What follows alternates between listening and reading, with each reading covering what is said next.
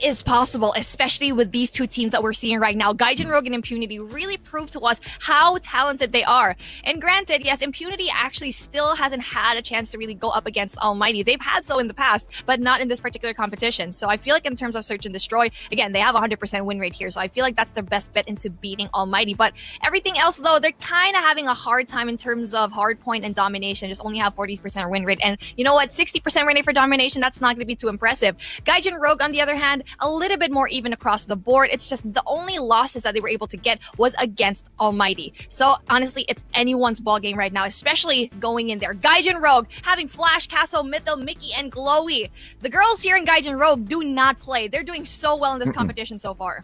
Yeah, absolutely. They have been whooping from day one. And like I said, right, there's something fishy about Gaijin Rogue. The way they play is so different. One time they're so dominant, and then the other games, they just pull back a little bit. But at the end of the day, they always deliver. And I think Gaijin Rogue is still hiding a lot of the prowess that they can bring into this game. And I most definitely am looking to two players shining the most, Mythil as well as Glowy. Glowy has been absolutely phenomenal and quite an integral reason as to why Gaijin Rogue has reached up to this point, right? But let's take a look, ladies and gentlemen, boys and girls, as to who will be taking this fight up against them. Impunity, once again, with the opportunity to get revenge. Burger B, Sky, OA, Shadow, Tofu, as well as Shafiq Afi will be stepping in. We all know that they might want to bring that search and destroy into Crossfire because it's going to be a sure win with the double snipe setup, Beef.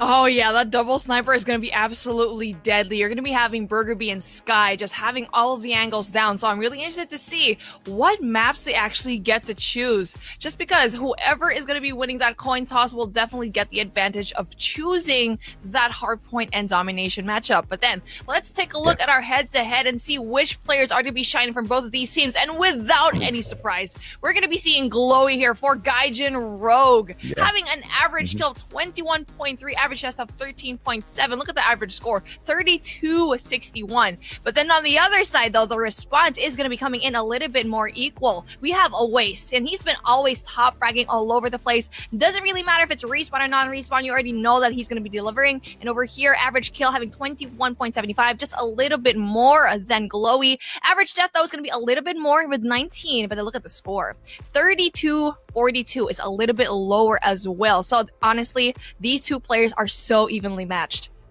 Yeah, so this is my problem with the head-to-head, right? These stats are across the board with all of their performance against other squads. If we were to only pull the details, the data from the matches between Gaijin Rogue as well as Impunity, I feel like this is going to be looking so different, which is the reason as to why I say all of this purely just numbers on paper. We've seen those teams go in there and show us that the game strats are all that decides. And then later on, once you pull that strat off, well, what decides if or not it can be executed is the mechanical ability to overcome those gunfights. Let's take a quick look at the map we chose and see where does Lady Luck favor Gaijin Rogue. Obviously, the ladies looking that way. Operator bans, ladies and gentlemen, boys and girls, the Sparrow as well as Annihilator will get kicked out. Firing range gets removed from the equation by Gaijin Rogue, and standoff, Impunity says hell to the no to that.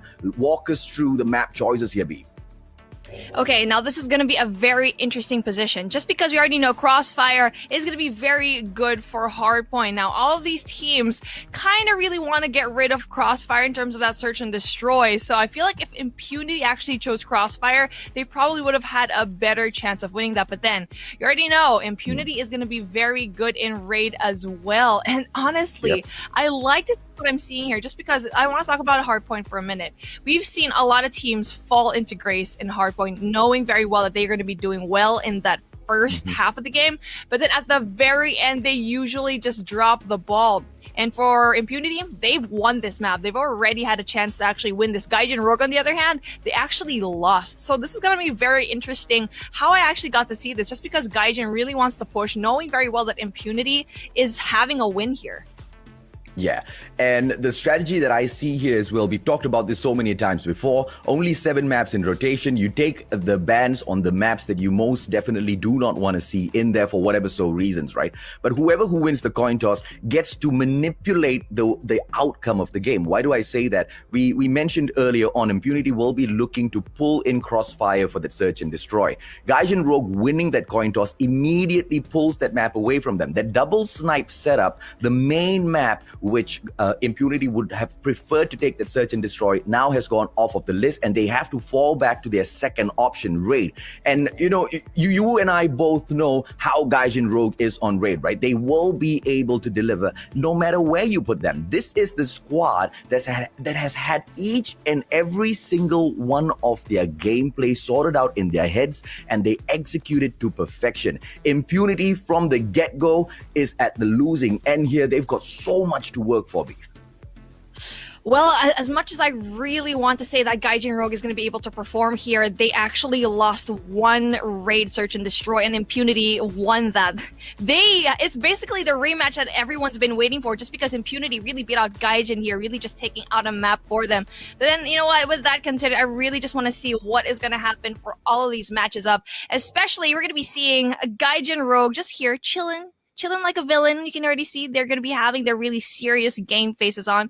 You already know that there's going to be one more play. I'm not quite sure who's going to be missing over here, but then Gaijin Rogue, they've been so impressive in this competition so far. Like what we said in the past few days is like they probably have the most chance to actually probably get a map from ALMGHTY. Yeah, absolutely. Definitely not going to be pleased that we called them ladies earlier on, but it's okay. That's exactly how it glows down most of the time. Ladies and gentlemen, boys and girls, we've got Impunity on your screen here as well. These boys are very, very serious in terms of getting this victory. They know their opportunity to shine, the opportunity to take the spotlight back from Gaijin Rogue is here. But it's do or die moment for both of these squads, right? The one who wins moves on, the one who loses goes out. So everything is on the table. Let's see exactly who gets the better side of it. The better side of the coin toss, and Gaijin Rogue just seems to have that today. That luck is on their side, but what's important is what they use with that luck. And so far, I'm not quite sure if they use that luck to their advantage, but you know what, hopefully they'll be able to pull through. And I know Crossfire is going to be such a tricky map, especially for a match number 1 here for our hard point, just because a lot of things can change, like what we mentioned a while ago, right? Everything can really just switch at a snap of a finger, especially going into P3, going into P4. If you don't get that setup in P4, best believe you need to go and rotate into P5 already. And into P1, we've already seen a lot of teams kind of do the same mistakes and not really capturing butchers, which is such an essential power position. Yeah, so the game is interesting in a way where we've seen players not necessarily go in for the 4th hardpoint at Taylor Shop, but just focus mainly on winning the game at the central building itself, right? That is the place where you start off strong, and that's potentially the place where you can finish off strong as well. But I do agree with you, Beef. Taylor Shop, the hardpoint number 4, can be used as a game changer, and the similar thing can be said for Laundry as well. We've seen so many times as to how the spawn at Gorilla Base just changes the situation where it allows whichever team on the backhand to be able to come right back into the game. Whether or not those spawn resets will be happening as all of those hard points are picked up, ladies and gentlemen, boys and girls, we will see. In the meantime, do not forget, your comments will be read out at the end of this broadcast, so make sure you go into the comment section on no matter whichever platform you're watching this on right now and share some love for your squads. And just like that, we are going to be going into our first hardpoint Crossfire match. But you know what? Every series, we're going to be bumping it up. Every after series, we are going to be showing a comment. Not just that, every single series, man. We just been doing it at the very end of the show, but that was going to be even more special. But you know what? Let's get into the action right now, AJ.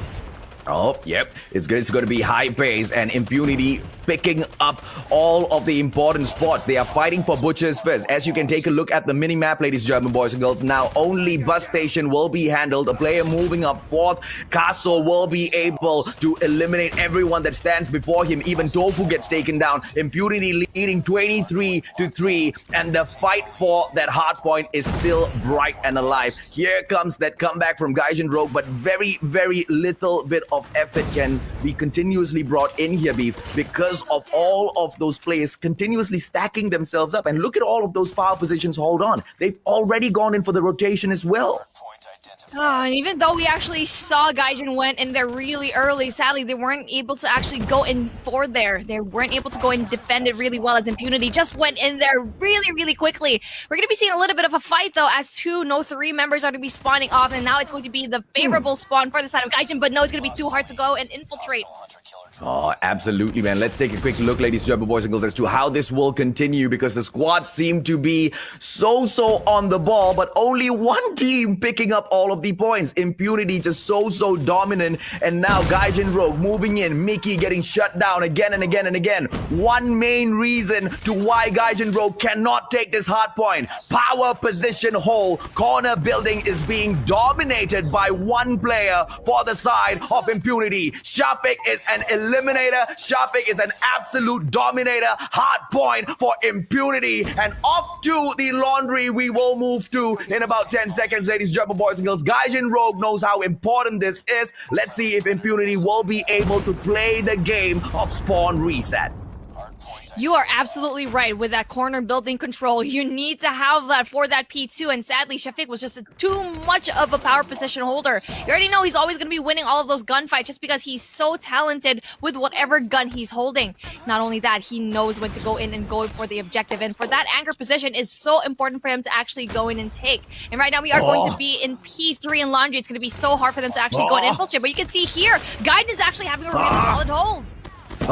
Look at them. Ladies and gentlemen, boys and girls, the first thing they do is they take the spawn. Look at those players moving into the gorilla base, and now the gorilla base is the spawn point of Impunity. But the problem is the defense that's being stacked here by Gaijin Rogue. Absolute impregnable defense, and they will be able to dominate Laundry. Impunity pulls the right decision. They will back away into the tailor shop. This is perfection in terms of hard point. This is Impunity at their best. This is your Singapore Championship. Let's see exactly how they go in, ladies and gentlemen, boys and girls. 5 more seconds, and Gaijin Rogue now have an opportunity to prove themselves, but it's going to be quite difficult. Look at the setup of that sentry gun all the way in that office building just to protect Tailor Shop.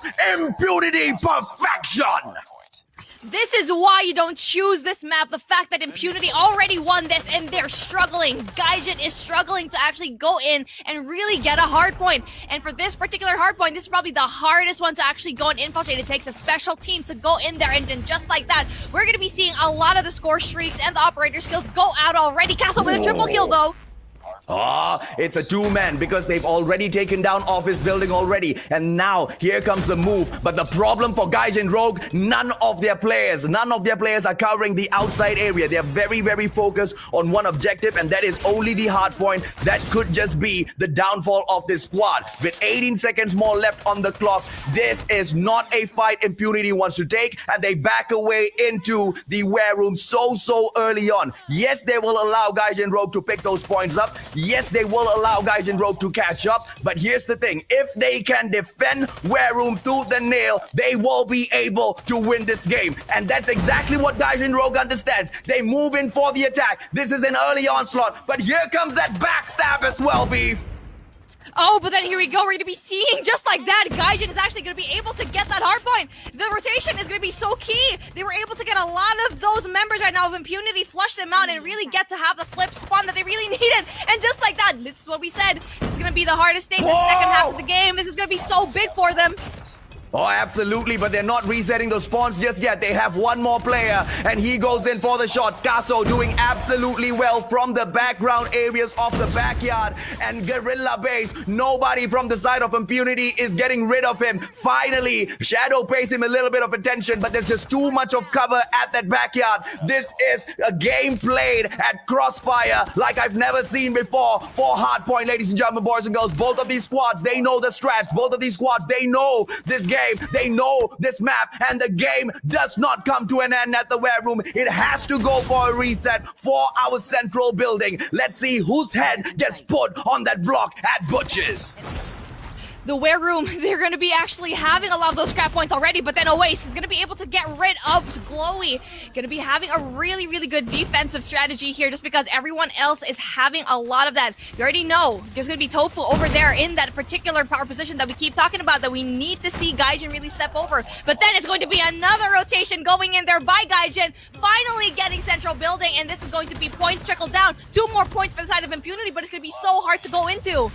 They are stacking their players up already. The comeback play from Gaijin Rogue. This was the risk that Impunity took as they let go of Laundry. This is the risk that Impunity took as they let go of Taylor Shop as well. And now 135 to 148. Impunity should be able to finish this if they can take the hard point back. But it proves to be absolutely impossible. And it's crunch time. 11 seconds on the clock. Gaijin Rogue will be able to get this clutch. They go in for the move. Cluster strike!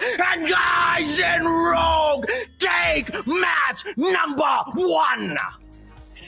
Impunity dropped the ball with just 2 points left, and even though they went in there for the rotation, P5 should have been their map, but no, for some reason, Gaijin was able to sneak up, get rid of everyone in Impunity, and was able to gather points in P5, and eventually, the rotation going into central building was just absolutely amazing. The defense was so great. 2 more points, AJ.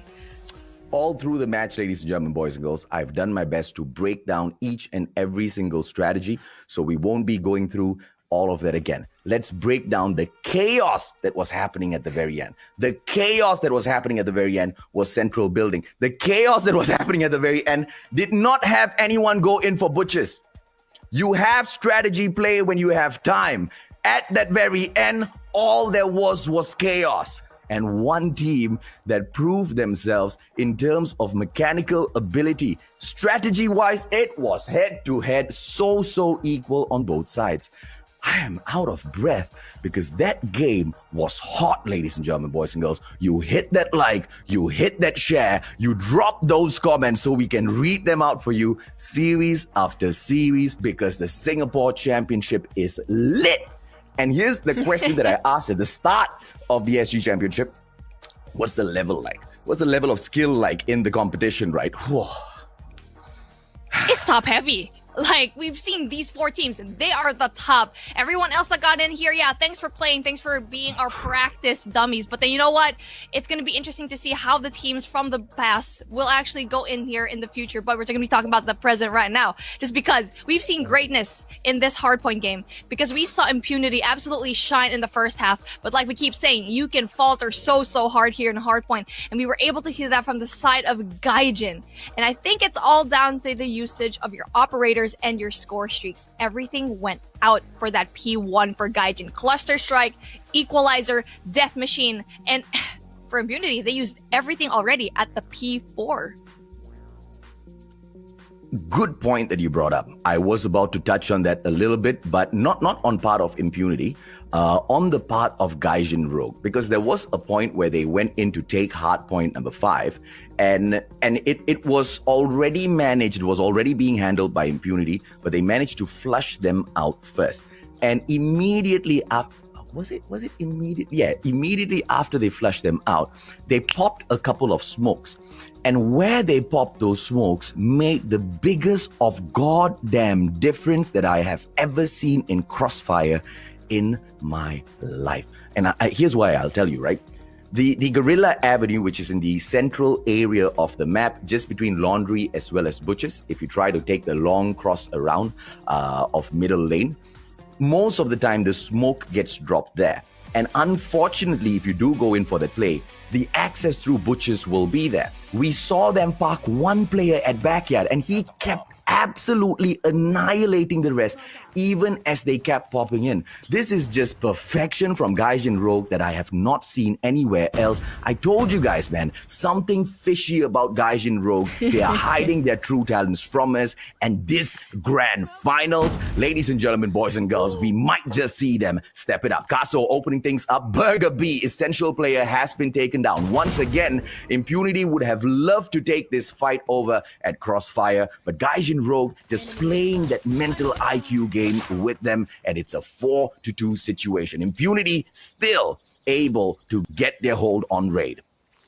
Speaking of talent, you already know that Impunity is going to be able to actually go in here, especially that this is the map that they're comfortable with, and the game mode, they are perfect.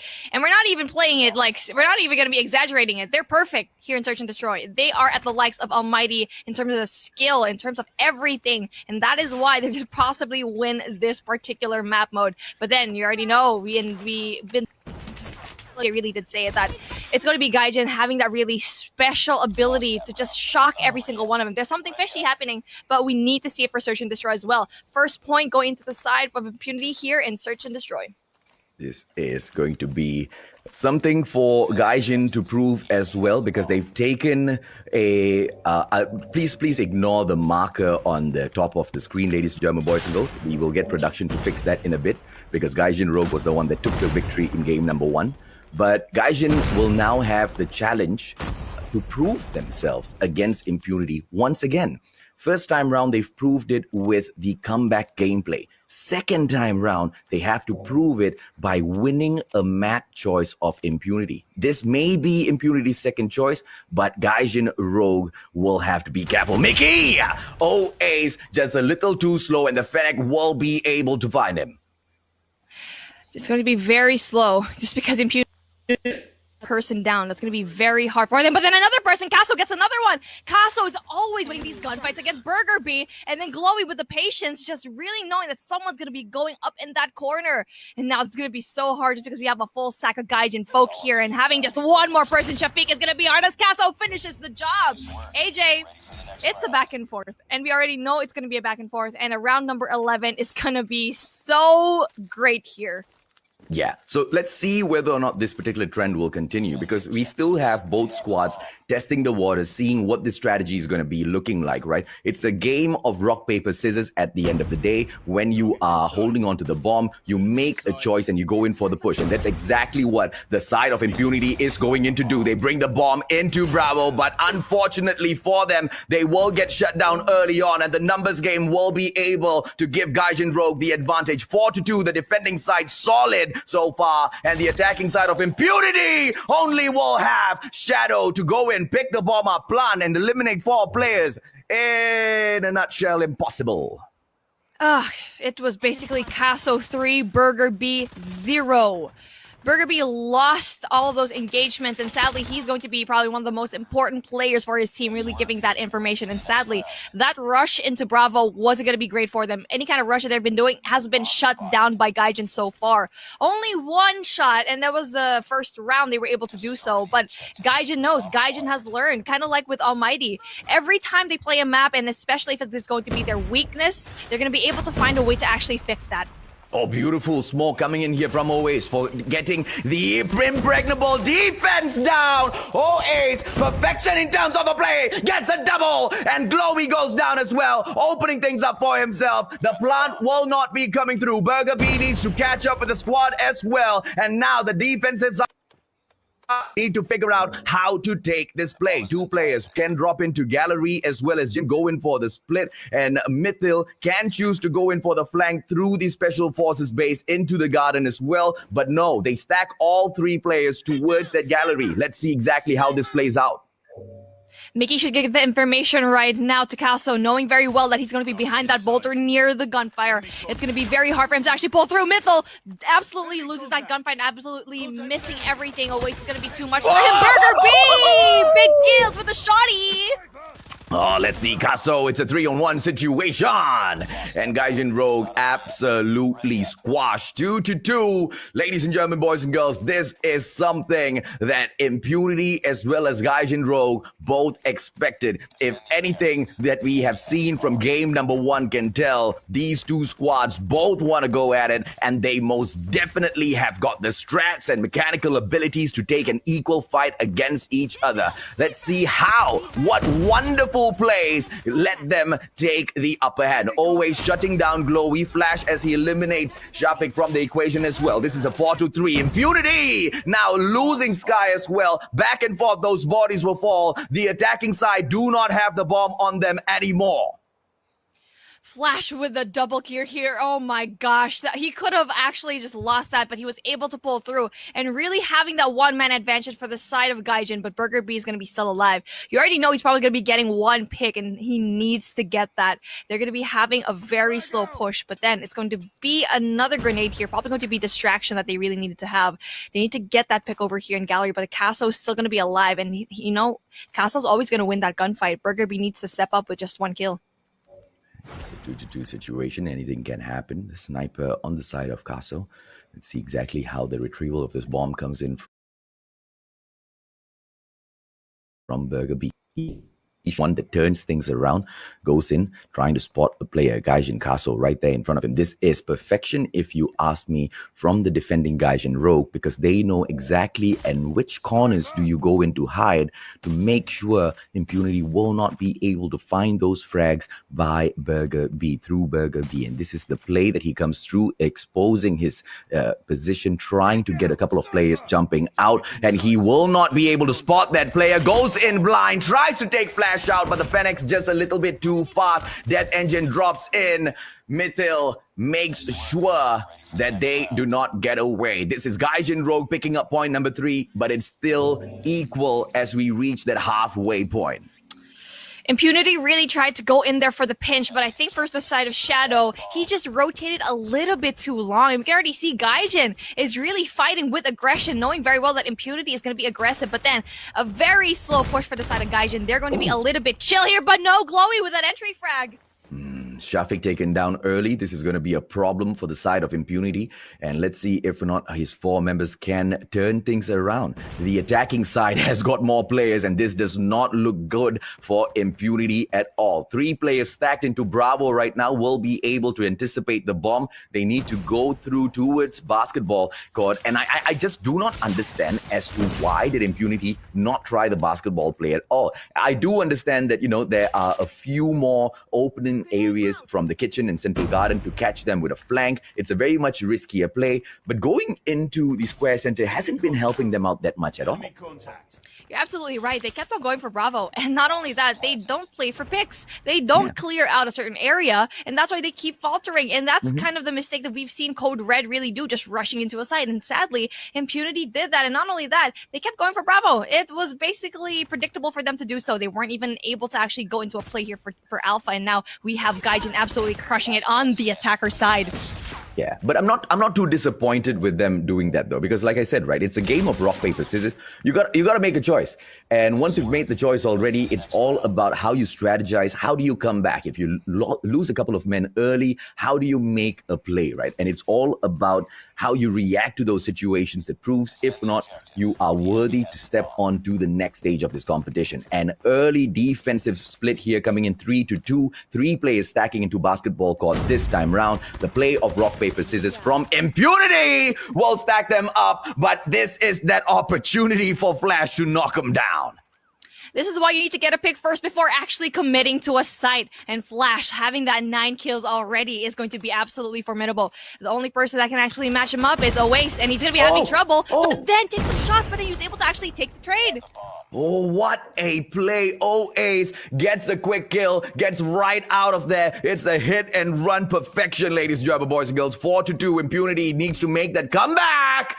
And it looks like Gaijin Casso will be making that a little bit more difficult. Gaijin most definitely have got the mechanical skills down in all of this chaos. Beautiful nade getting popped through real quick to make sure that they do not get the flush on him. Flash with the Fennec will have to back away, and it's a CQC fight here that Sky manages to win, but Gaijin still in front in terms of the numbers game.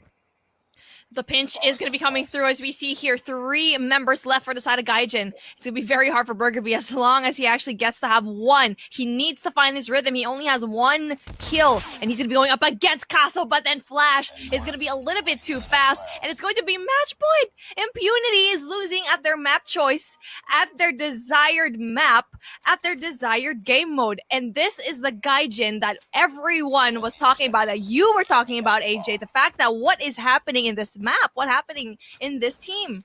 Yeah, exactly. So, like I said, There's something fishy about this squad. They haven't been showing us their full prowess. I've seen so many games of Call of Duty Mobile to be able to tell whether or not those are just potato plays or just missing on purpose, right? They are trying to hide their skills. They were keeping it all for the grand finals, and good on them for doing that, because the Singapore scene is just filled with IQ plays. Everybody's constantly reading the gameplays, the strategies, how the other squads overtake situations so they can formulate the best plan to take these fights. And that's exactly what Gaijin Rogue has been trying to hide all this while. But it is about time that we see what's under their sleeves. There's still going to be 5 people in each team, and everyone's playing it cool. Everyone's playing it safe, just because Impunity, on the other hand, is going to be having a lot of pressure on their hands. They need to have how many? 4 straight matches to win, and then it's only just 1 for Gaijin. A lot of these talks that's going to be happening, just because we already know and we said that Impunity is such going to be a good search and destroy team, and it's going to be Gaijin that's going to be able to say no to that. And Kaso and Glowy getting a lot of these kills already. Or just dancing the tango with each other here, ladies and gentlemen, boys and girls. Now 2 players will be able to take the kitchen, but Shafiq drops both of them. Impunity, if there's a reason why these guys are still in here, it's because of this guy, man. Balls on the table, always daring to take that risky play. Shafiq was definitely that player of the game, and that round was absolutely for him to take. He was actually just there. There were 3 people in that central garden, and for some reason, Kaso just had his eyes out. If he was a little bit more patient, I feel like he could have had that pick off of Shafiq, but no. It really was that COD timing that was really unfortunate, and Burger B yet again is going to be in that same area that he really likes to be in. Very slow push right now for the side of Gaijin.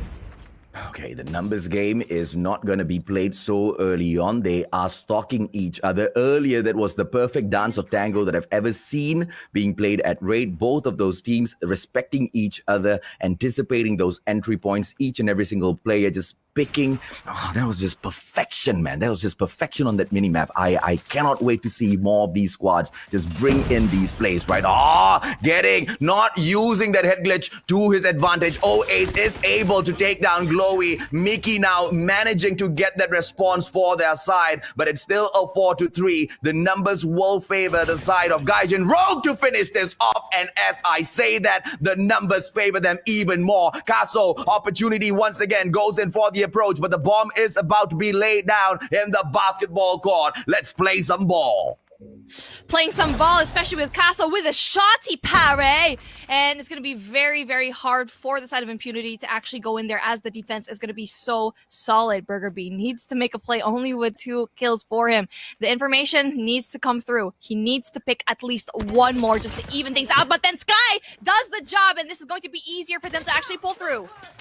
Absolutely. This is a face-to-face battle now. Impunity, Burger B taking Flash out of the equation. Shadow doing his part as well, and they'll try to equal things up. It's a 1-on-1. Shadow! And the fight is still on, ladies and gentlemen, boys and girls. Impunity is not down and out just yet, and they have one more round, one more chance to bring this to round 11. But Gaijin Rogue has an equal opportunity to put them to sleep. Man, they should have just played for time, and I know it does really get to have a lot of pressure, especially when you really just hear the bomb tick. But then, I feel like that would have been such an easy win for Gaijin, but then we did such an amazing play for the side of Sky, really just evening things out. Okay, now this is going to be a basketball court approach, and I absolutely love it from Gaijin Rogue. Like I said, this is going to be a much better approach. I understand getting that B is a great surprise, but that's what it is. Bravo on Raid is a great surprise. You want to focus in on perfecting your alpha plant play. You want to perfect your basketball play. And here's the thing, right? The Philippines, they absolutely love basketball, and I think Raid they dominate it, right? You want to go to Bravo when you're playing against a Filipino team? Yeah, maybe, because just for the sentiment, the Filipinos will plant it at the basketball court. So let's see exactly how things will continue to fall down here, ladies and gentlemen, boys and girls, as Flash gets taken out by a very, very sticky grenade. Hey, you're calling out millions of Filipinos right now who are absolutely obsessed with basketball. Casso doesn't quite get that jump shot, and Burger B very well knows that he's going to be there. Very slow push for both of these teams just because they need to make a play. But then here we go. Oasis is going to be taken down by Glowy. They already know Oasis is always going to be in that little window in kitchen, but then we need to see the trade come through here for the side of Glowy. Okay, now let's see exactly what will happen here. The bomber just straying all alone, and it looks like the attacking side of Gaijin Rogue is all done and dusted because Impunity wants to move to round number 11. And now it's all up to Casso, the solo man. Can he pick the bomb up, kill 4 players, and get it all completed within 80 seconds? The answer is a flat hell no. Glowy shouldn't have over-pushed with a bomb. If you have the bomb, you should never push so aggressively just because once the bomb goes down, you already know that everyone else in your team, or whoever is left, is going to have to go in there and get the bomb. Burger B with the takedown. Now we are going to be having our round 11. Hey, whatever we got in game number 1, we're getting in game number 2, man. This is all out action, and I want to push this into game number 5. Both of these squads deserve it. If one's going to be bowing out, they might as well take the maximum amount of airtime for themselves, right? And this is going to be a bomb rush towards that alpha side this time round, and clearly Impunity has learned from their past mistakes. But the stack onto the basketball court has not come through well for Gaijin. They respawn a little bit late, and now it's once again that dance of tango of perfection. Let's see who makes that initial mistake. I'm anticipating Shafiq to overstep his boundaries, and that might just pay off. But usually in the defensive side, this guy has got a little bit more guts, right? On the attacking side, they cannot afford risky maneuvers.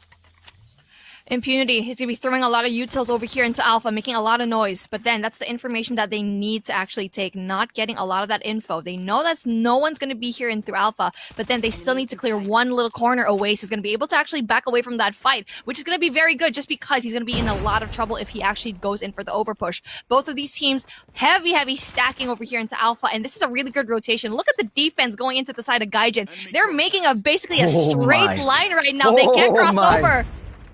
Oh, game of perfection to moving for the plan. Casso, Burger B goes down, but that is a good play either way. Mickey, opportunity, manages to get the slice onto Oace, although he was already on the pro to try to catch her out. Casso brings out the shorty. Shadow goes down now, and the numbers game catching up in Impunity. They manage to get the plan. Shafiq falls, and ladies and gentlemen, boys and girls, once again, Gaijin Rogue pushes it to the end and snatches the win. Yet again, Gaijin with the clutch. They've always clutched it out. Hardpoint 148 and 150, and now round number 11, 6 and 5. Gaijin Rogue, man, what the heck? This is the first loss of Impunity in Search and Destroy, especially in a map like Raid. That is the hardest thing to do, and I thought that Almighty was going to be able to do that, but it just seems like we might not even see Impunity in that grand finals. Might not? I highly doubt, right? I highly doubt Gaijin Rogue will allow them to even have a sliver of hope. Look at the way they keep raising their spirits up high and slapping them down again and again. Twice now they've done this. And Gaijin Rogue is just playing a very crucial, very risky mental game here by breaking the spirits of Impunity, who have come into the day of the final day of the SG Championship fired up, right? And they are doing it to perfection, if you ask me. Impunity, this will now show how strong the teamwork from this squad is. This will now show exactly how strong the mental state of this squad is. Facing 2 back-to-back losses. On top of that, facing 2 back-to-back very close matches that they could have gotten the clutch. Due to their own mistakes, they have failed. It's going to be very painful, but it takes true champions to overcome such emotions. Impunity needs to get these 2 losses and fire them up for domination. That's the only way they can actually go and pull through. This is do or die for them. If they lose this, they are out of this competition, and we are going to be seeing possibly Gaijin Rogue go up against Cloud Esat. Impunity is not going to let that happen. We are going to be seeing absolute bloodshed here in domination, but then domination is going to be the name of the game. A lot of the times, these teams kind of have a little bit of a struggle here just because they have even numbers in domination. 1 loss each and 2 wins each. But then we already know Gaijin Rogue has had more powerful enemies to actually go up against. Impunity being one of those. It just seems to be like this rematch of Gaijin Rogue and Impunity. It's always going to be that Gaijin Rogue getting a lot of these wins. But you know what? I really want to be proven wrong. Impunity needs to step it up, and I want to see that victory for domination. I think Impunity has most definitely stepped it up. Compared to day 1, day 2, this is the best version of Impunity that we can ever find. And unfortunately, expecting more out of them will just be plain cruel because we are saying what they are giving is just not enough, right? What they are giving, oh my dear Lord, is Call of Duty Mobile perfection. It's not once, it was twice that we saw the dance of perfect tango between these 2 squads. I cannot be more proud of the Singaporean Call of Duty mobile scene. They are small in number, but oh goodness me, their plays are just so impressive. They are blowing my mind, and we are not even at the grand finals just yet. Mind-blowing gameplay. And yes, Insertion Destroy, we saw that. I actually really want to watch this again just because of how interesting the back and forth was. Yes, it was a tango. It was a response. It was a dance. Just because you saw that rotation going here. Okay, they were able to see some people over there. Okay, we go back over here. One person's going to be down. Better be sure that you're going to be having a trade-off. That's what we saw a lot over there. The trade after trade. And yes, Oace, I actually really want to mention Oace because he was definitely the player that really got a lot of these kills, but sadly it was just, I think, in the likes of Burger B that kind of lacked for me just because he couldn't really get a lot of those opening frags, and going up against Caso, it was just a little bit too much for him. It's not their main map. Like I said at the start of the map vetoes, this game has already been won by Gaijin Rogue because of the goddamn mental play that they bring in. The IQ is too strong for Gaijin. There's something fishy about this squad from day 1. They were too good in some of those matches. Then immediately they flip a switch and they look so bad, right? They on in and studied Call of Duty Mobile end to end. I am very curious to know who their coach is because that guy is a friggin' genius. That guy needs a raise because we can see such brilliance in the side of Gaijin Rogue right now. But then it's going to be another map, another way to actually go and infiltrate here. Flash with the opening pick, but then gets traded out. Really early picks here, but then it looks to be like Charlie's not going to be occupied for the side of Gaijin. And this is going to be Impunity just opening things up, but it's all equal. This is domination. You want to take on 2 points first, but of course, as both teams go into fight for that second point, being Bravo in control room number 2, life is not going to be easy for either squad, ladies and gentlemen, boys and girls. As you can see, the fight is hot. Bravo with Gaijin Rogue being able to step in there for just momentarily before Shadow, as well as the rest of Impunity, goes in to flush them out. Bravo is going to be the main point of contention, but a little bit of distraction gameplay needs to be pulled either or Alpha or Charlie. Either team now needs to go in for those distractions. Let's see which one it is, Beef. Gaijin is just clearing out Bravo before even going in for the pick. Now that is going to be absolute brilliance because we already know that second floor is going to be in the point of concession here. The power position that is going to be in that 2F is absolutely crazy. You need to have that, so you have sights on Charlie and Bravo as well, but you can already see it's going to be a full stack for the side of Impunity here. So equal between the two, mainly because we do not have either squad taking Bravo over, but this might be the chance for Impunity. They go through, but Alpha's being kidnapped, and this is what I'm talking about. Play the game of distraction. Gaijin Rogue moving in early for such plays, and it's gonna be them that takes the catch-up gameplay and then the lead as well in a couple of moments. Impunity now, they are playing in for the Charlie. Are we gonna be able to see a prevention come through, but a 2-on-1 situation stack there from Impunity, pulled off to perfection, and they still keep it very, very equally matched. That was a very unfortunate push, and that was a really great play going in for that AC push. You already know that Gaijin is going to be that one team that will absolutely pull through with those two opposing sites. But then Bravo, they should have went in there for Bravo once Charlie was going to be infiltrated. But then it was a very heavy defense just because we already know Impunity knows very well that Bravo is going to be in the next sites of Gaijin. So the next steps is going to be able to go into that 2F, get that bar position, and probably get Charlie or Bravo again. Yeah, absolutely. Now, let's see if or not those strat plays will work through, right? Bravo Charlie held on by Impunity, 43-35, not too much at all, but it is getting there. This is not a game of hard point whereby you can catch up once the lead goes on to the 50-60 point range without a lot of effort. And as from what we have seen so far, a lot of effort is a lot to ask for. Triple cap coming through from Impunity. This is very impressive for the time being, but we're not going to hype it up just yet. Why? Because Gaijin Rogue have so many times stomped on all of their emotions. This is Impunity. They need to hold on to this. Let's see how long this triple cap can last, because this is hustle time for the squad. One player, Shafiq, have to take on three at the same time. Unfortunately for him, he gets flushed out. Alpha goes right back to Gaijin Rogue. 39-70, 30 points between the two squads now. Such solid gameplay here for the side of Impunity. They're going to be so great in that defense, and Bravo and Charlie, they're going to be able to actually get a lot of these points already, and especially going into the second half, they need to just keep doing whatever they're doing, and Gaijin needs to step it up. It is going to be do or die. That's the reason why we get to see that Impunity is playing so hard right now and so smart. And look at Shafiq with that 17 kills already. No one is even close to Gaijin. No one is even double digits. You already know that it's going to be Impunity with the gunfights ensuing. The individual gunfights is what's winning this competition. Interesting. Very interesting. So remember what I was saying, right? What Gaijin Rogue does.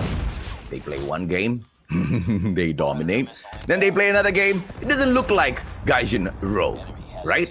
And that's exactly what we are seeing here. The question is, how much longer do they want to pull this deception over the other squads? The faster you finish this off, the lesser you have to hustle. Gaijin Rogue most definitely going in for that hustle. Impunity in their own right, making it so goddamn difficult for them to do that. Pulls out the XS1 Goliath as well. Gaijin Rogue, if you want to take this easy, give us that victory. Let's push it down to match number 5. And they go in for Alpha as well. Are they going to be able to pick up that cable car platform? Hell yeah, they pick it up. 84-54. This is still that 30-point gap, and Impunity look to finish this match off. Gaijin has no points right now. The cluster strike is going to be going down. The first half was just a little bit too much just because we saw that Impunity got so many kills already, meaning they have the score streaks, they have the operator skills, and the cluster strike is going to be going down. There are no points right now for the side of Gaijin, and a triple cap is in order. Impunity is fighting for their life, and they're basically saying, yeah, those 2 rounds, you got in there easy. Right? We're not going to let you in here very hard. Oh, let's see exactly what they pull off in here, ladies and gentlemen, boys and girls. Because don't forget, yeah, this is Impunity is match where they are supposed to lose, because Gaijin Rogue picked Summit to have this battle on, anticipating a finisher here. Gaijin Rogue, I don't know exactly what's going through their minds. It is 60-111. They attempt a triple cap of their own. Cable car platform being pulled into the bag for themselves, but they need to move into control room number 2 as well. If they want to get a victory, a triple cap and a full-on hole of perfection needs to come through. But as I say that, Charlie! Prevention! Still coming through. The fight is on. Gaijin Rogue don't want to let this go, but Impunity stomps them down anyway and pulls the cable car platform into the bag.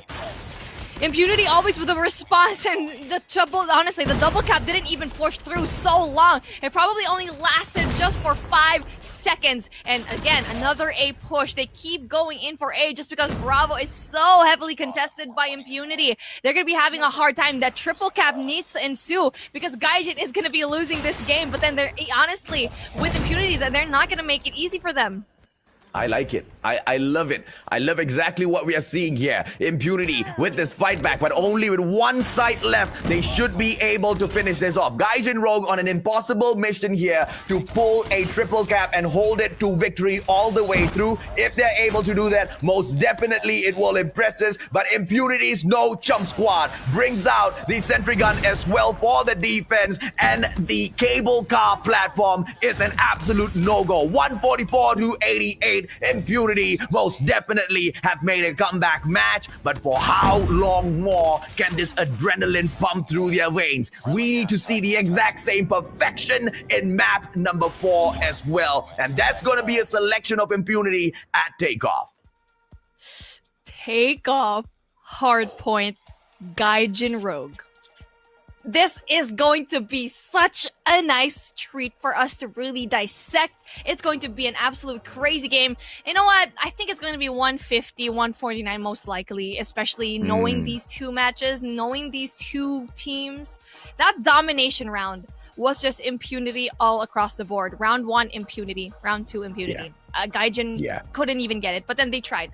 They really tried to go in there for that AC push, but sadly, they weren't able to actually go and defend those 2 points really well. The individual gunfights for the side of Impunity was just absolutely crazy. Shafiq Owais, everyone in that team just got double digits, and for the side of Gaijin, they weren't able to actually pull through with the numbers. Why is my question. Why were they not able to match those gunfights like we saw in game number 1? Because that was hardpoint, that was a non-stop respawn mode. We could say that they preferred that map, but at the very same time, Summit was a map pick of Gaijin Rogue. So the question here is, what is the mental play that's going on here? Because clearly, Gaijin Rogue is a squad that is able to finish off Impunity, and the gap between the points this time round, I feel like once again, something's fishy. So Impunity really needs to take it slow. And the reason why I say this is because takeoff is their selection. They have a little bit more confidence, maybe because they've ground enough of hours into this particular map. And like you've pointed out a few times already, Beef, takeoff is one of those maps that you want to come in here and master, because not a lot of the other squads out there would have been spending enough time in takeoff, right? So hopefully this comes true for the side of Impunity, and I think Gaijin Rogue is just raising them up to once again smack them down. Smack them down. And for the side of Gaijin Rogue, this map pick for Summit, I just want to talk about it really quick. Summit, Impunity actually won Summit in domination against 6 Ducks, 150 to 125. So I'm not quite sure why Gaijin Rogue actually picked Summit for that domination. It really just boggles my mind. But then, and I don't know, it's a really great response from the side of Impunity, because, okay, you're going to be choosing that, we're going to be delivering, and we're going to be smacking you all across the board with all of our numbers, with all of our kills, and this is the win that they really need to have. It's very possible that Impunity will really bring this into a game number 5 for sure, but Gaijin Rogue is not going to make it easy, just because takeoff is their playground. You need to have early rotations, and especially get that P2, get that 2F in launch base. That is the most important thing. Absolutely right. And we need to see the squad of Impunity continuously step it up. I just didn't see any, well, not any, I didn't see a lot of the usual strats that Gaijin Rogue pulls off in these matches, because they move in unison, they move in one squad. Most of the times when they try to take over a certain location, they succeed. Why? Because the execution of those plans, pinpoint, right? Perfect accuracy each and every single time. And, you know, I'm just curious as to how this next match is going to go through, mainly because it's an Impunity's map choice. I want to see how much they have dominated or how well they know takeoff, because it's hardpoint at the end of the day, right? Those rotations of the, you know, those points itself will really depend, or sorry, the mastery or the taking those points itself will really depend not on how well you control those areas, but how well you control the other power positions. Yeah, and this is going to be really interesting, because takeoff, Impunity has already played this against the eye anything, 150 to 138. So they've known this. They're confident in this map. But then Gaijin Rogue has never played takeoff in hardpoint. They've always played it in domination, all 3 matches. So it's going to be very interesting how they actually respond to another game mode like this. Really early kills for the side of Impunity, and they're going to be trying to go and infiltrate here in 2F, which is going to be very good. Shadow's going to be applying a lot of that pressure, knowing very well it's going to be the fight here in P2. They're taking such a straightforward fight, but thankfully there is one player for the backup here. Sharpik drops in to see if or not he can flush out the other players. 11-8 is not too shabby at all from both these squads. Gaijin Rogue looking for the victory, ladies and gentlemen, boys and girls. They already have 2 matches in hand. They need one more to move on through to the next round. 17-8, and this fight will still ensue. Those strategies are not really being pulled off, to perfection just yet. It's a very equal fight between the two. They're both holding an equal power positions on both corners of the map and picking up the points very, very cautiously, Beef. Yes, it's going to be a really amazing case here if you're going to be able to take that P1 early on with such dominance. But you already know P1s in every map is going to be the most difficult one to actually go and pursue. But then such a strong hold right now for the side of Impunity. All reds, but then the pinch does ensue here for the side of Gaijin. Now that is the response that we like to see, and the spawn flip is going to have. Well, Gaijin Rogue took the lead early on. I wanted to see exactly how fast they finish this off, or whether or not there will be any true dominance that steps out. Because here's the thing. If they leave this for the very, very, very final match, the probability of Gaijin Rogue winning and moving on considerably goes down, because Impunity might most probably be able to pull Lady Luck onto their side. Like I said, it's a game of rock, paper, scissors and knowing the map really, really well. Hackney Yard's not going to be an easy fight. Gaijin Rogue, I wonder if or not they are willing to take that risk, because this is just way too close to allow Impunity to make a comeback here. But then they were able to go in for that early rotations and really just stopping and getting a little bit of scrap points for their end, actually. But then it's going to be such solid defense right now for the side of Gaijin. But then they need to have some Slayers out. They will have some OBJs inside, though, but then they need to get in spawn control, as the pinch is going to ensue for the side of Impunity.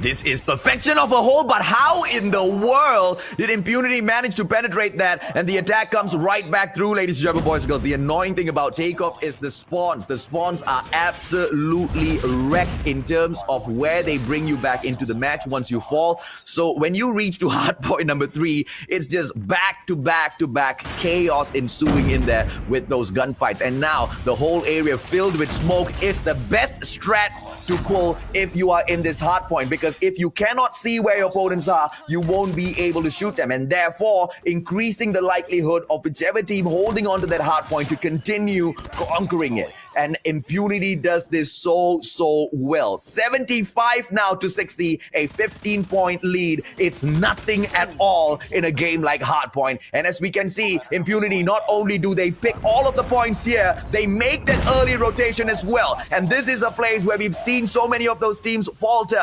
They hold on to the Hardpoint, but they don't clear out that spawn right in front of them. And the attack, just like the previous chaos, will ensue here as well, Beef. Spawn control is as important in a map like this, and yes, it is going to be a way bigger map. But then you already saw that Gaijin just had too many people inside that hardpoint and no Slayers outside, and just like that, it's going to be so hard for them to go and infiltrate this one just because of how heavily defended everything is for the side of Impunity. Oh, absolutely, man. Impunity making a fight here, and this might just be the best comeback of their Call of Duty mobile history. Impunity, can they take on Gaijin Rogue, who have had so much of promise in this competition, into a match number 5 and then slay them as well? This will be the best run for these boys. They have been looked down upon. Many teams have asked whether or not they can stand toe-to-toe with them. We've said that this team might be stuck in time. The improvements have not been as clear as some of the other squads, and this is the match, this is the series to prove that. 118, Gaijin 72, and the reset of Hardpoint comes back through. Why is Gaijin Rogue still in P4? They should have just made that rotation left with one person left over here. And unfortunately, you're going to be seeing a lot of the members right now of Impunity was already in position. Good for them, though. They were able to win those individual gunfights, so they were able to really pull through. And right now, they need to go in there for that P2. We already see 3 people trying to go in for that P2 already in that second floor in launch base. Well, Impunity doing great so far, but Gaijin Rogue playing the game of comeback. Pops a couple of smokes all around the hard point just to make sure the opponents cannot take them down, but those power positions will still be able to rain down a couple of bullets onto these heads. Gaijin Rogue holding on strong, trying to play the catch-up game, playing 92 to 124 isn't too far at all. They can do slightly better at the next hard point, where if they can get that vantage point, if they can hold on to it together with the sentry gun, victory might just be assured for them. 24 points, 3 more seconds. Let's see what happens at hard point number 2. This is not going to be looking good, just because we see here the side of Gaijin is actually going to be going in and spawning into loading area. That's going to be so far away in that P2, and Impunity is already going to be in that 2F staircase up in here stadium.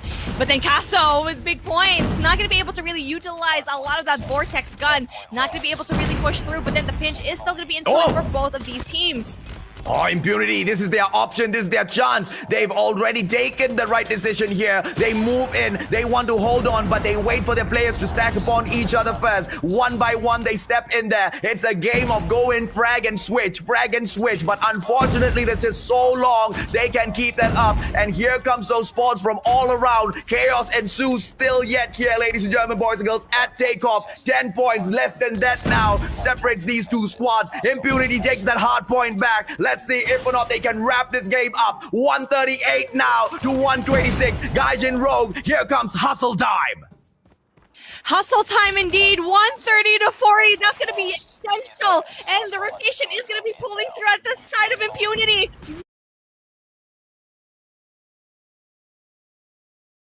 What did Gaijin think of? They should have went in for that early rotation and just left that one player Casso to go in for the contestant P2. P3 is going to be such a hard hill to break, but then the contest is going to be coming on. There's going to be so many players right now, and I feel like for the side of Gaijin, they win the gunfight. It's going to be so hard just because the spawn is going to be in their favor. Remember what I said, those smokes need to be popped out. If they can bring those smokes out in such a crucial moment. Ladies and gentlemen, boys and girls, this will be once again a beautiful capture. This will be once again a beautiful comeback. 148 now to 144. Gaijin Rogue makes that last minute comeback. Gaijin Rogue, just when you thought things were going to be looking so bleak for them, they eventually get P2. Went in even for a late rotation into P3, somehow flushes everyone out for the side of Impunity, and we finally get to see them go up against Cloud, Esat, AJ. Impunity's fall from grace every single map, and yes, they had that diamond in the rough. They were able to really win that domination round, but every single time, they just lose it at the very end. Gaijin Rogue, if you guys don't have a team motto just yet, let me give you one. Raise them up and slap them down. What a beautiful play. From day one of spotting them play in this competition, I already said, man, these guys are something different, because their gameplays were so weird. 1 point, they're perfect. 1 point, they're taking these gunfights. No one can touch them. And the other point, the rotations are weak. They don't stick together. They give away points so easily. And I'm left wondering whether or not it's a problem with consistency, or it's a problem with the discipline in the team to follow the pre-existing plans, or it's just them hiding what they're truly capable of in this competition. And look at what that strat has brought in. They clearly have read the plays of their opponents. Ladies and gentlemen, boys and girls, let's bring in the post-analysis of that match whilst we walk through the recap. Hopefully, we've got enough time and enough highlight moments here to tell you exactly or how these squads took the win. There's too many. That's the problem. There's too many highlight moments that we can squish into, like, what, 1 minute or 30 seconds? You've seen it here. It's going to be that first hardpoint matchup. That was absolutely crazy. 148 to 150. And already knowing that Impunity actually just dropped the ball at the very last second, quite literally. You can already see it over here. Such a great hold right now, especially going into the operator skills and the score streaks. Really just having it down, saving it for that last P1. But then he's going to be another story, another disappointment right now for the side of Impunity, just because a Search and Destroy raid, that was supposed to be their map. They beat out Gaijin here in this match in Search and Destroy in their first matchup, but then Gaijin just with the response, with Casso absolutely popping off and Burgerby just lacking that confidence in sniping. Yeah, so Search and Destroy was so equal, and it was a great play by both of these squads. But once again, the side of Gaijin proving that the comeback gameplay is what they always prefer. And this was the domination match, which I was like, what's up? The plays are so off. The rotations are off. The strategy is not being pulled off. They're not even playing. They're just walking. They're just strafing in there, trying to get a couple of frags, trying to get a couple of kills. And in like all of those matches that they've already done, it's such a beautiful strat to pull off. But you need to have skill to pull that strat off. You need to have god level confidence to pull that strats. To pull those set of strats off, right? To raise people up and then to smack them down. You need to know that you have what it takes to make those last-minute comebacks. Because if it backfires on you, it's bye-bye from the competition. And I don't think at any point there, Impunity showed up short. There's no point in that game where Impunity did not give their best. They gave everything, and we saw it from the scoreboard. Gaijin Rogue, just a few classes higher, unfortunately, and they will move on to the next round. That is the beauty of why we really like Call of Duty Mobile, was we see teams like these just really go up against head-to-head. In terms of stats, they were equal. I still think they're equal, but it's just Gaijin was just a little bit ahead, just a few steps ahead. This is what we keep saying for Gaijin. They're always going to be having a backup plan, a plan B, a plan C. Very much like Almighty. And that's why that fight that we saw from Gaijin and Almighty, the fact that it was still a sweep, was a little bit disappointing because I thought they were going to be able to take a map, but it's matches like these where I think Almighty have a treat for themselves. If Gaijin is going to be able to take down Cloud Esat from that lower brackets round 2, maybe we're going to be able to see a very interesting finals. But you know what? Let's take a look at the MVP of this whole matchup, just because it's so nice to see who is going to be able to take the cake. And a lot of these teams really have such an amazing team. But again, it's all about those individual gunfights yet again. Absolutely. Let's take a quick peek, ladies and gentlemen, boys and girls, at the most valuable player in that match, with the one and only Glowy from Gaijin Rogue. 61 on the average kill, 52 deaths, 20 average assists, and an average of 10,000 points he managed to pick up for his squad, right? Absolute beast of a man, absolute beast of a Call of Duty mobile player. Honestly, we've been saying Glowy so many times already just because of how much this person glows. They are shining in this competition, and we like to see the growth of all of these players, and the consistency that they deliver here is absolutely no joke. The only team that was able to really bring them down was Almighty. And right now, they're going to be able to take down another strong team as well, which is going to be Impunity. Impunity's out. They're going to be, standing in the sidelines, really just cheering anyone on who's going to be coming in from the Singaporean side. And this is why I actually like Singapore as a region, right? They're going to be able to bring each other up. Even though, yes, all of these teams aren't going to be able to pull through, they're going to be rooting for whoever is going to be representing their country. Oh, yes, of course. And I think it has always been like that. At the end of the day, only one team can represent Garena, which is why, during competitions, when I see a little bit of extra toxicity in the comment section, I take my time on live stream to address that and to tell them to get rid of, those emotions, those thoughts, right? Because at the end of the day, all of us have to rally up behind that one squad that represents our server. Garena only has one position at the world stage, which I'm truly disappointed in. But that's all right. Here's something to cheer me up. The fans' comments. Here we go. This is my absolute favorite part of the day. We are going to be reading 3 comments from you guys. And no, it's not going to be at the very end of the screen. It's going to be happening right now. So let's pop on over right below us. What are we going to be reading today? And from John Laddie Lipit, Gaijin is so good at many maps. Their positions are so precise. I think they have a chance to beat Almighty if they use the positions right. Yes, that actually rhymed. That was very good, Lappy. I'm not quite sure if you actually did that on purpose, but John, you are absolutely right. We've been saying a while ago, they have so many strategies and they have steps ahead of them. Almighty, though, I feel like they're going to be that big brothers, but for Gaijin, they don't want to be the team B. They want to be shining Almighty. Yeah, here's the problem. Gaijin can play that trick in and against all of these other squads.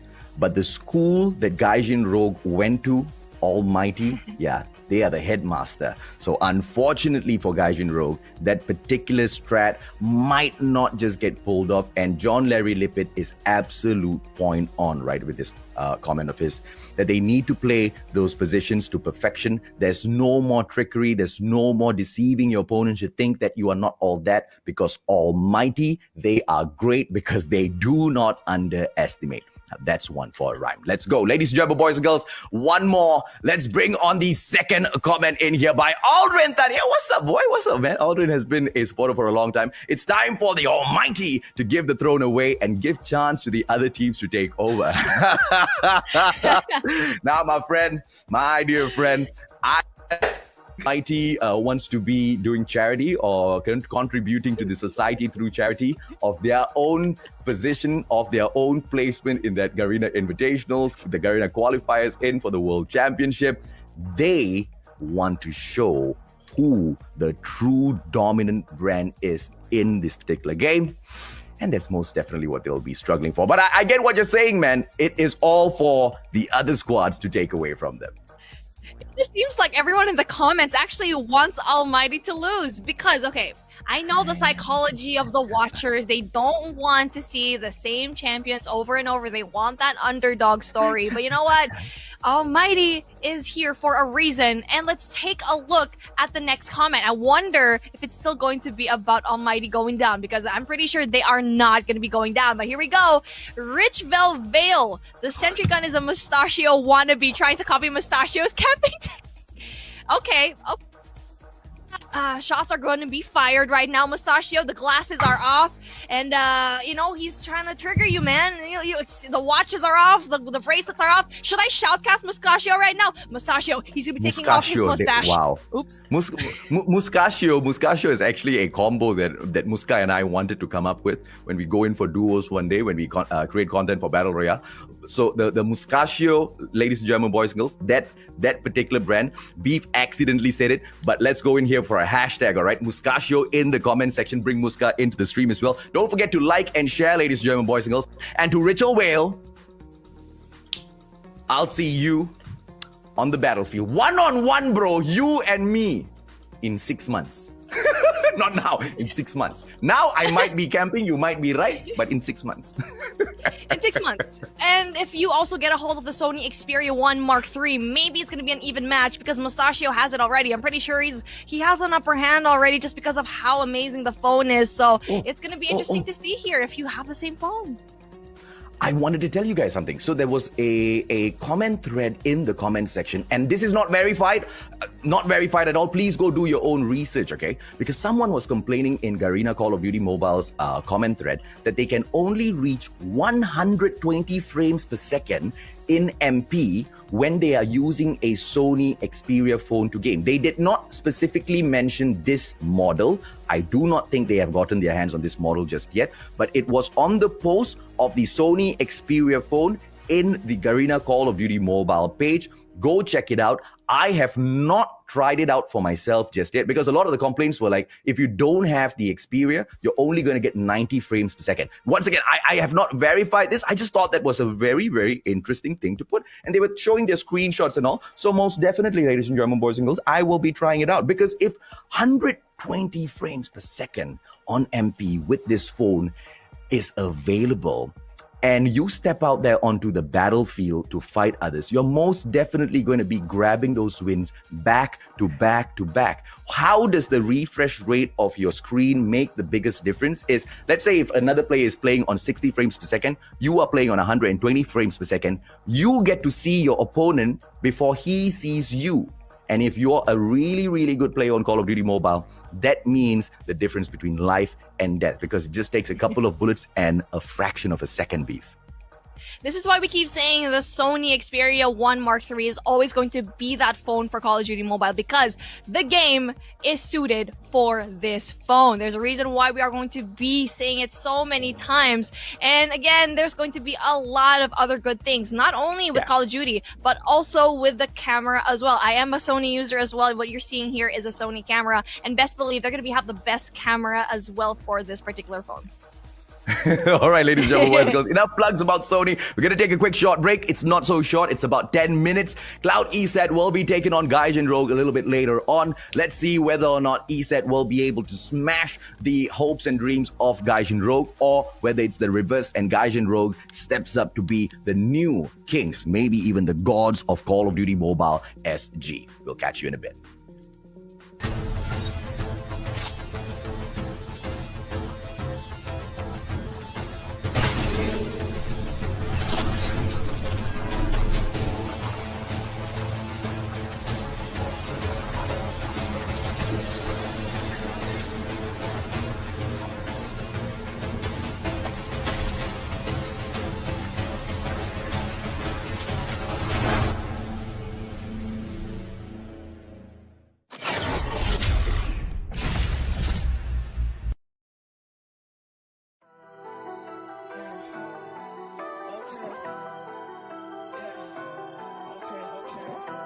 Solo ting, on a solo ting, on a solo ting, come through once, going out to make tunes more once. When it all breaks down, I'ma glue more once. Show what I can do more once. Come through once, going out to make tunes more once. When it all breaks down, I'ma glue more once. Show what I can do more once. Shy one, who would have thought you'd be shining? Come a long way from the doubt. Days on the house from a dangerous route, from a place where the angels are blazing for hell. No one's able to count the amount of out pressure. Impose like the only able to palpate. Breathe demeanor, run at me like Peter. So on the street like feeler, got a roam like Caesar. They take notes to get noticing. You ain't fit for this, and you're noticing. Like a bad breeze that I'm noticing. No words for ya, like the opening. And you know my thing, get the sodas in. That's why my lights and stars on a solar thing. I got my own drive, but I got the soul for him. Been in the deep end, no I'm not known to swing. Career can never be curtains, control the strings. Splash, yes I'm focusing. To my back and I'll still be soloing. On the Hendrix flex, bending fresh, step right to the stage, ending next. You can never face me, I'm the effect. I made the flip, coming down to get left. I made the pick and show the sound blessed. And make all the noise to earn my respect. Never tone down just to stick in heads. Everybody on haze, I'll be missed instead. Miss me with the madness. Rather be insane and average. Don't mistake my silence for inactive. My life with or without cameras. Come through once, going out to make tunes more once. When it all breaks down, I'ma glue more once. Show what I can do more once. Come through once, going out to make tunes more once. When it all breaks down, I'ma glue more once.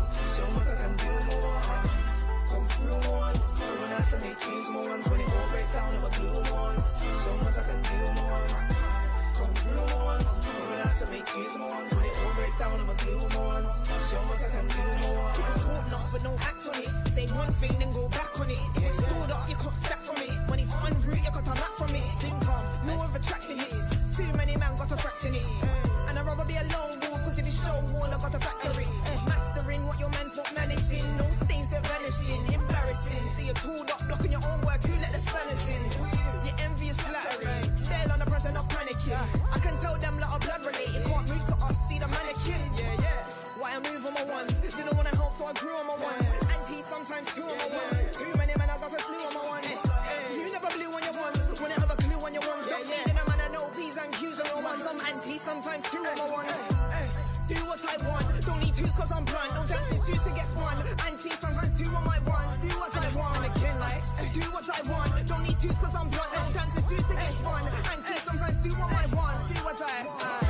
Come through once, going out to make cheese more once. When it all breaks down, I'ma glue more once. Show what I can do more once. Come through once, going out to make cheese more once. When it all breaks down, I'ma glue more once. Show what I can do more once. Come through once, going out to make cheese more once. When it all breaks down, I'ma glue more once. Show what I can do more once. Come through once, going out to make cheese more once. When it all breaks down, I'ma glue more once. Show what I can do more once.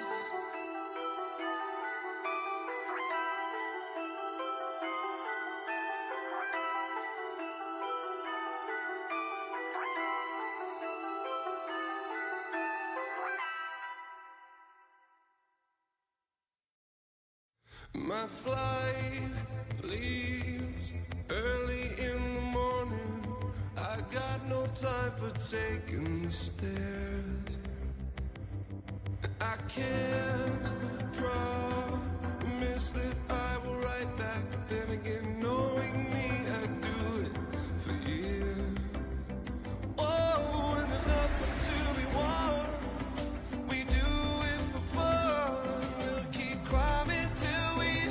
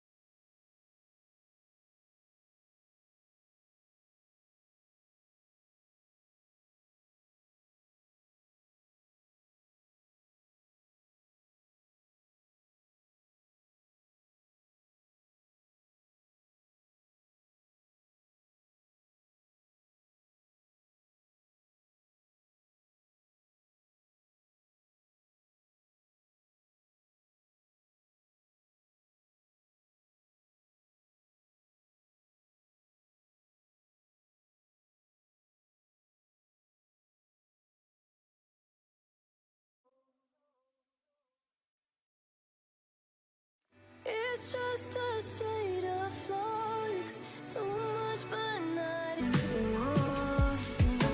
I can see your eyes in my eyes in the mirror. It's just a state of flux. Too much and not enough at the same time. I know that you ain't fine. I know you'll be alright this time, this time.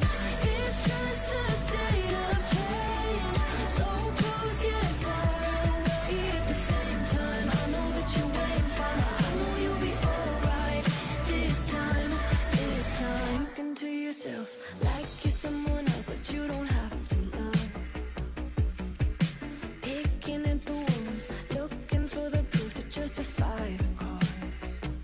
Feels like everything is past, slipped out of your hands like it was never there. But look at what you made. In the darkest place I will be standing there. But you never lost it. You're just above or below it. And in the heat of the moment, I can see your eyes in my eyes in the mirror. It's just a state of flux. Too much and not enough at the same time. I know that you ain't fine. I know you'll be alright this time, this time. It's just a state of change. So close yet far away at the same time. I know that you ain't fine. I know you'll be alright this time, this time.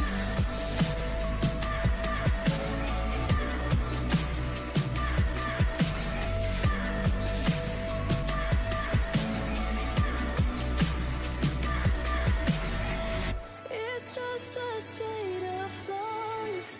Too much but not enough at the same time. I know that you ain't fine. I know you'll be alright.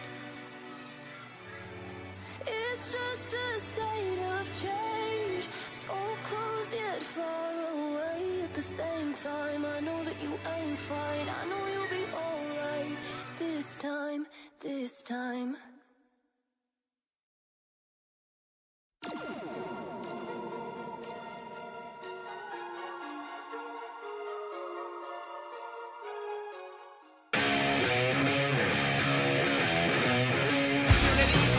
So off in the attacking rounds over there. Ah, Smoke, give me the freaking 3-piece. Of the two spots to actually fight from. I do see a third man. This throw it. Here comes the shot. Oh, a collateral! Zero is a very essential player. The nade. And again,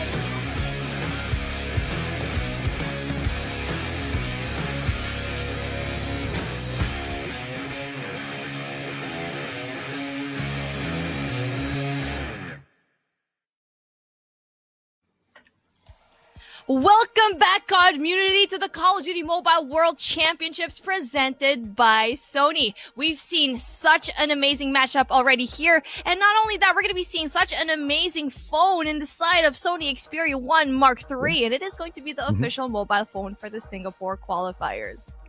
Absolutely. I saw a comment in the comment section by Salvatine Mark John, and this was the question that he asked. Is the phone really made for the game, or did the company just pay you to advertise it? And I feel like this is a great question to address on the stream itself. Number one, no, Sony is not paying me to advertise their phone on the stream. I am only hired as a shoutcaster. Number two, I have been given the phone only to hold on to until the end of these qualifiers, and then I've got to return it back to them. But here's the thing. From day to day, the things that I talk about the phone, you guys notice that I'm talking about a few more extra things because I'm really, really careful about the brands that I endorse. And I don't say anything if I don't know anything, which is why I didn't want to give you guys the assurance that there will be no frame drops or whatsoever, because I haven't played it that long and pushed the phone down to its that'll happen. So whatever recommendation or whatever I tell you about the phone is from my own personal experience. And if Sony wants to pay me later on, then that's up to them. But for the time being, nope, it's just me sharing with you guys how awesome this phone is, just because I've got the brilliant opportunity to touch it, feel it. Oh, by the way, speaking of how awesome this phone is, you guys know that I've got dogs, right? And my dogs can practically take the title of being the cutest, most adorable, smartest dogs in the world. And here's the amazing thing about the phone, right? I've never been able to get the autofocus, onto my animals the way I am able to, take videos of human beings. And this real-time eye autofocus within this phone itself is built for both humans and animals, even if one eye is hidden, as in they turn their head away this way. I've been having a lot of fun. I've been taking a lot of photos. Ladies and gentlemen, boys and girls, that's a quick summary of how this little conversation. Let's take a quick look and see how else the competition is going to break down, Beef, because it's heated up and one team has stepped in, right? And now Gaijin Rogue will have to go through another gruesome battle. What's going to happen? Will Cloud Esat be able to smash them, or is this the rise of perfection of Gaijin? Gaijin Rogue absolutely stepping it up against Impunity. Just basically saying, get out of here. We're going to be going up against Cloud Esat, slowly climbing their way to the top. But Cloud Esat is no joke of a team to actually go up against. And you know what? I really want to see the stats really pull through, because Cloud Esat, I've seen their statistics. It's been 50-50 here so far across the board. And they've been going up against a little bit of weaker teams. But you know what? This team is no joke. Candace, Flex, Sasuke, Teddy, and Dracula have made it here this far. And the reason why they've been doing this is because their teamwork is absolutely unrivaled. But there's going to be a lot of things to consider here, just because Gaijin Rogue has shown us today that they have been here to play. They're here to win. And especially going in here, Candace is going to be that essential sniper that can actually go up against the likes of Casso. Flex, on the other hand, will probably going up against another player that's going to be a really, really high fragger for them. Not quite sure who that might be, but then hopefully we get to see a lot of really game-playing action here. Yeah, absolutely. And that is for Cloud Esat. This one is once again introducing those who are stepping in to absolutely shock the community. Flash, Casso, Mythel, Mickey, as well as Glowy will look to shine through the next round as well. Like you mentioned, Beef, we don't know if or not Cloud Esat is going to be able to stop them in their path. They most definitely will try their best, just like what Impunity has done. But unfortunately, to see through. Yeah, it's going to be hard to actually go and pull through here, just because you already know sitting at the top of the throne is going to be not a joke, because we've been seeing such amazing plays here. But then let's take a look at the map vetoes here, just because, actually, before that, we actually are going to be going with our head-to-head first, though. Flex on the side of Cloud Esat is going to be having an average kill of 23, but look at here, it's going to be Glowy with 31. And probably the reason why we see here, the numbers aren't going to matter here, because Gaijin has one extra matchup. That's why they have a little bit more points, but it might even out here by the end of this matchup. Yeah, so this is based on the average scores, and we most definitely are sure that because Flex has been in that upper brackets, and the fights that they have taken thus far have been against the giants, for example, like ALMGHTY. Yeah, you're not going to be able to rake up a lot of these averages in big matches like that. At the end of the day, they've had fewer of these opportunities, just like you've mentioned, right, Beef? So as far as this goes, once again, just a bunch of numbers on a piece of paper to give us a rough idea of how the match is going to go on. But don't worry, that's why Beef and I are paid. We will walk you through all of that. Yeah, we're going to be walking all of you into the map vetoes. This is probably one of the most exciting parts of the pre-show, right? Just because you're going to be seeing here, Gaijin Rogue is going to be winning the coin toss, eventually picking off Standoff for their first hardpoint matchup.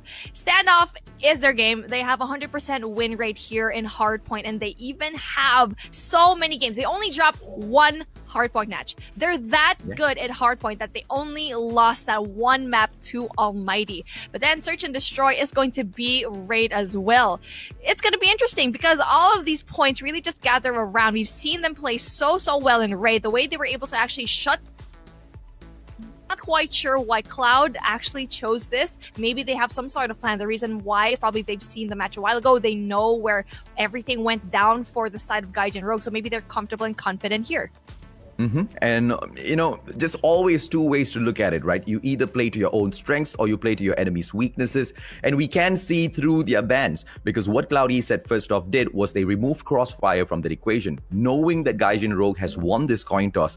Being brought into Crossfire once again for a hardpoint match might most probably give them that victory. Why? We've seen the rotations from Gaijin. We've seen the gameplays from Gaijin on this map, and they are absolutely godly. And perhaps that's why Cloud Esat didn't want that apart from the mist. But taking it into raid, they are really banking on one thing, which is for Gaijin to make the same mistakes, for Gaijin to pull in the exact same strategies. Just like you've pointed out, right? They had the opportunity to sit back and watch these boys in action. So let's see exactly how much they will be able to bring into their side. Because for today, might I add, Lady Luck is on Gaijin Rogue's side. This is the second coin toss that they're winning. I don't know if that makes a difference to all of you listening out there, but I surely think it does. Absolutely. It makes an absolutely big difference as to what is going to happen. But let's take a look at Cloud Esat right now. All the boys are ready and to infiltrate and just lose that. You can see the determination in their faces. And I know a lot of these guys really are just waiting. They probably watched match number 1 and seeing how dominant Gaijin Rogue was. It's going to be a little bit scary just because you're going to already see the points. The points aren't going to lie. Gaijin Rogue has better statistics than them.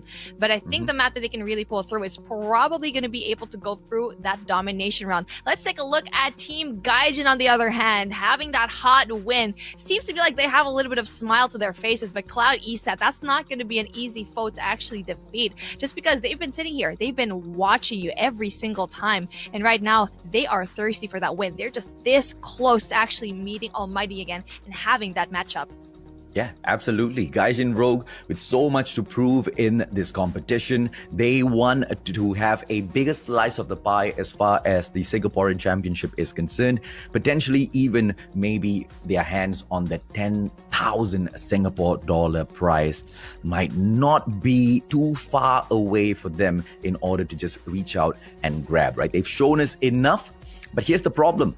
ALMGHTY have shown us enough as well. We will put Cloud Esat aside and we will see the type of challenge that Gaijin Rogue is about to go through here. They've already been beaten 3-0. So even as they go through a crazy good squad like the Cloud Esat side, the grand finals is going to be a huge hurdle to overcome, Beef.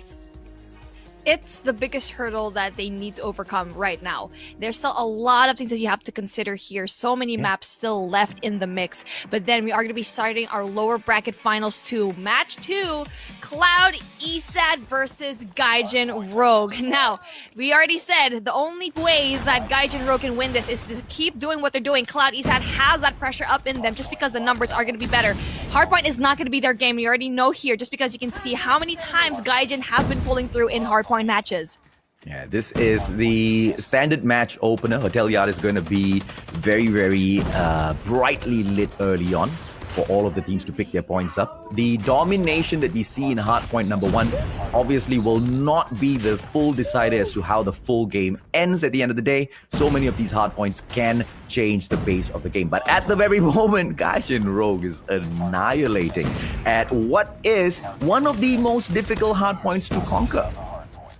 Glowy with that amazing 3-piece. It's just absolutely flying and breezing through with that KRM. And that is going to be something really scary to have in the rotation. It's going to be going through. They're going to be giving that scrap points away for the side of Cloud to actually just get.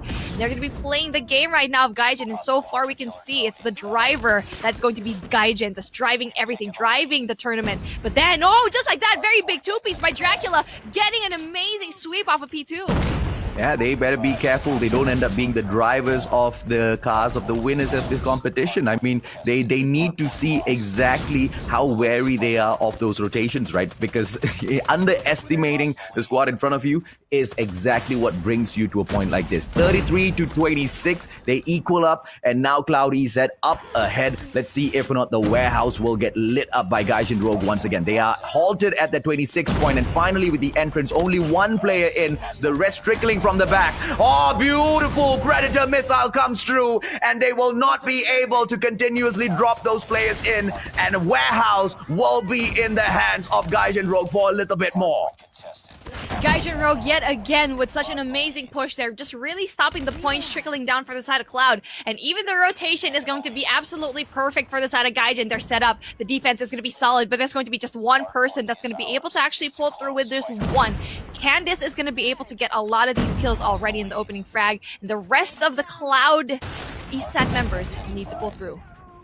Let's see exactly what they do to pull through, right? 44 to 43. Once again, it's just all equal between the two squads. Gaijin Rogue, I'm most definitely sure they are not playing, give a little, take a little. They are going all out here based on their rotations and based on the space of gameplay. Here comes the sentry gun as well to help the side of Cloud Esat take a little bit more control of the house. This is a very important hard point before we rotate over to the bakery as well. This is the point where they can absolutely take that lead and conquer the pace of this match, and later on solidify it at bakery. It's two back-to-back plays that Cloud Esat will need to look to, and here's the thing, we don't see the timer on the clock. 25 seconds is still ample time, but when the clock reached up to 15 seconds, those players need to start going in for the rotation. Gaijin Rogue's already on the way, Beef. Now, that was a very heavy defense on the side right now of Cloud Esat. They were able to actually go and infiltrate it, and they weren't even there in the beginning. They were a little bit catching up in the side of that rotation, but then, again, there's going to be another side. Bakery is going to be that money hill that Gaijin really needs. 103 to 44, but we already know that the gap is going to be a little bit closing just because they already have a very solid defense here. Still very doable to actually infiltrate, but very hard to pull through. Yeah, poorly played by Cloud Esat for the rotation. They should have gone in a little bit earlier. Gaijin anticipating this, move into the bakery. And hard point number 4 is most definitely the type of hard point that can be used to turn the game around. Very, very easy to come in here and conquer if you know the placements of the map. And look at Tasso as he moves out into the bakery backyard, shutting down those players, but the numbers will catch up with him. They pile 3 players into the bakery right now just to bake that bread. 72 to 103. Now 30 points remain between Gaijin Rogue as well as Cloud Esat on for the catch-up gameplay. They seem to be annihilating. Once again, Bakery is the place where you turn the game around, and Gaijin Rogue, here they come. Gaijin Rogue has a very solid defense here, but then I feel like it's kind of lacking on my end just because they don't have control of the spawns. They don't have the slaves that you really need to have at the very outside of the map. Yes, they probably had a lot of these points over here just because it's already 101 to 103. But if you are going to be going up against ALMGHTY, best believe you already know they're going to be spawn controlling that, so they shouldn't have the same gameplay if ever they're going to be going up against them. But then it's going to be another rotation going in here. It's going to be that reset going into Hotel Yard. Absolutely. They cannot play the same gameplay against ALMGHTY, but against Cloud Esat seems to be working absolute wonders. Onto the Hotel Yard once again. Gaijin Rogue opened the game up so solid at this spot, but towards the second half of that first hard point, it was Cloud Esat that picked it up and kind of equalized, right? Kind of caught up as well. But it's not going to be as easy for round number 2. Look at the sentry gun being placed. This is a stack defense. Cluster strike being brought in as well. Gaijin Rogue is serious. They want to finish this game off, and they more than hell will be able to do so. 131 to 104. The contest comes right back through from Cloud Esat. It's not over just yet. The rotation is going to be going in early, though. We always see that early rotation for the side of Gaijin, but then they're always having a really hard time with that defense just because the gunfights and the gun skills are going to be too much for the side right now of Cloud Esat. But then it seems to be like Flash is going to be that one person that can actually stop the push, as well as Teddy. Big kills by Teddy is going to be able to actually occupy that second half, finally getting 2 kills and finally getting an infiltration here for the side of Cloud. Yeah, big kills by Teddy, but you must capitalize on it. Gaijin Rogue, on the other hand, ladies and gentlemen, boys and girls, moves in to the bottom half of this warehouse. 139 to 117, but the fight is still hot. Those spawns need to be controlled, and we will see Flash dropping into the gas station, not to pump some petrol, but to make sure he shuts down all of the other players. And this is Flash with the Annihilator, annihilating, and Gaijin Rogue will take the lead in game number 1. Yet again, with a turnaround by the second half of the map. Bakery is the money hill. If you get Bakery, there's a big chance that you're going to be able to pull through and win the game. And that's what we saw.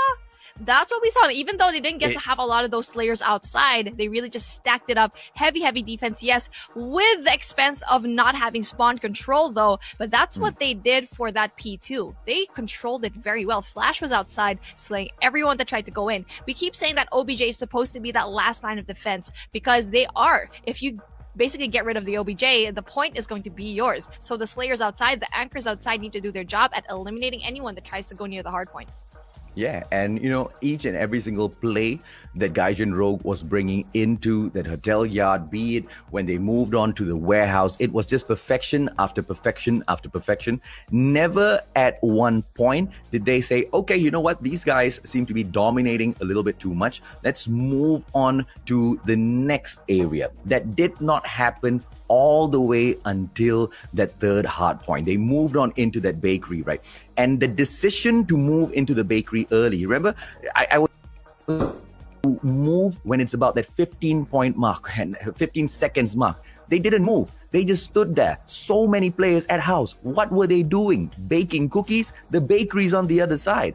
And that's the one stellar reason as to why the game just got brought right back into Gaijin Rogue's hands. And of course, it wasn't just the end there, because after bakery, you have to go back in for the reset. Hotel yard play was spectacular. They bring in the sentry gun to control it, and the sentry gun placement makes sure it covers the mid-square area. And they've got 2 players to watch convenience store. And in order to put the freaking cherry on top of the cake, they bring in the cluster strike as well. Ridiculous. And this is what we want to see in a championship of this standard. This is what we want to see at the Singapore Championship. Gaijin Rogue just really had the timing, everything for their hands. Yeah. If a hard point didn't work out for them, they would have that early rotation to the next, and to the next, and to the next. We saw that in P2. They saw the early rotation, but weren't able to actually go utilize that. Okay, went for that early rotation into P3, didn't get that as well. Okay, got a lot of those points, but then this is the problem for Cloud.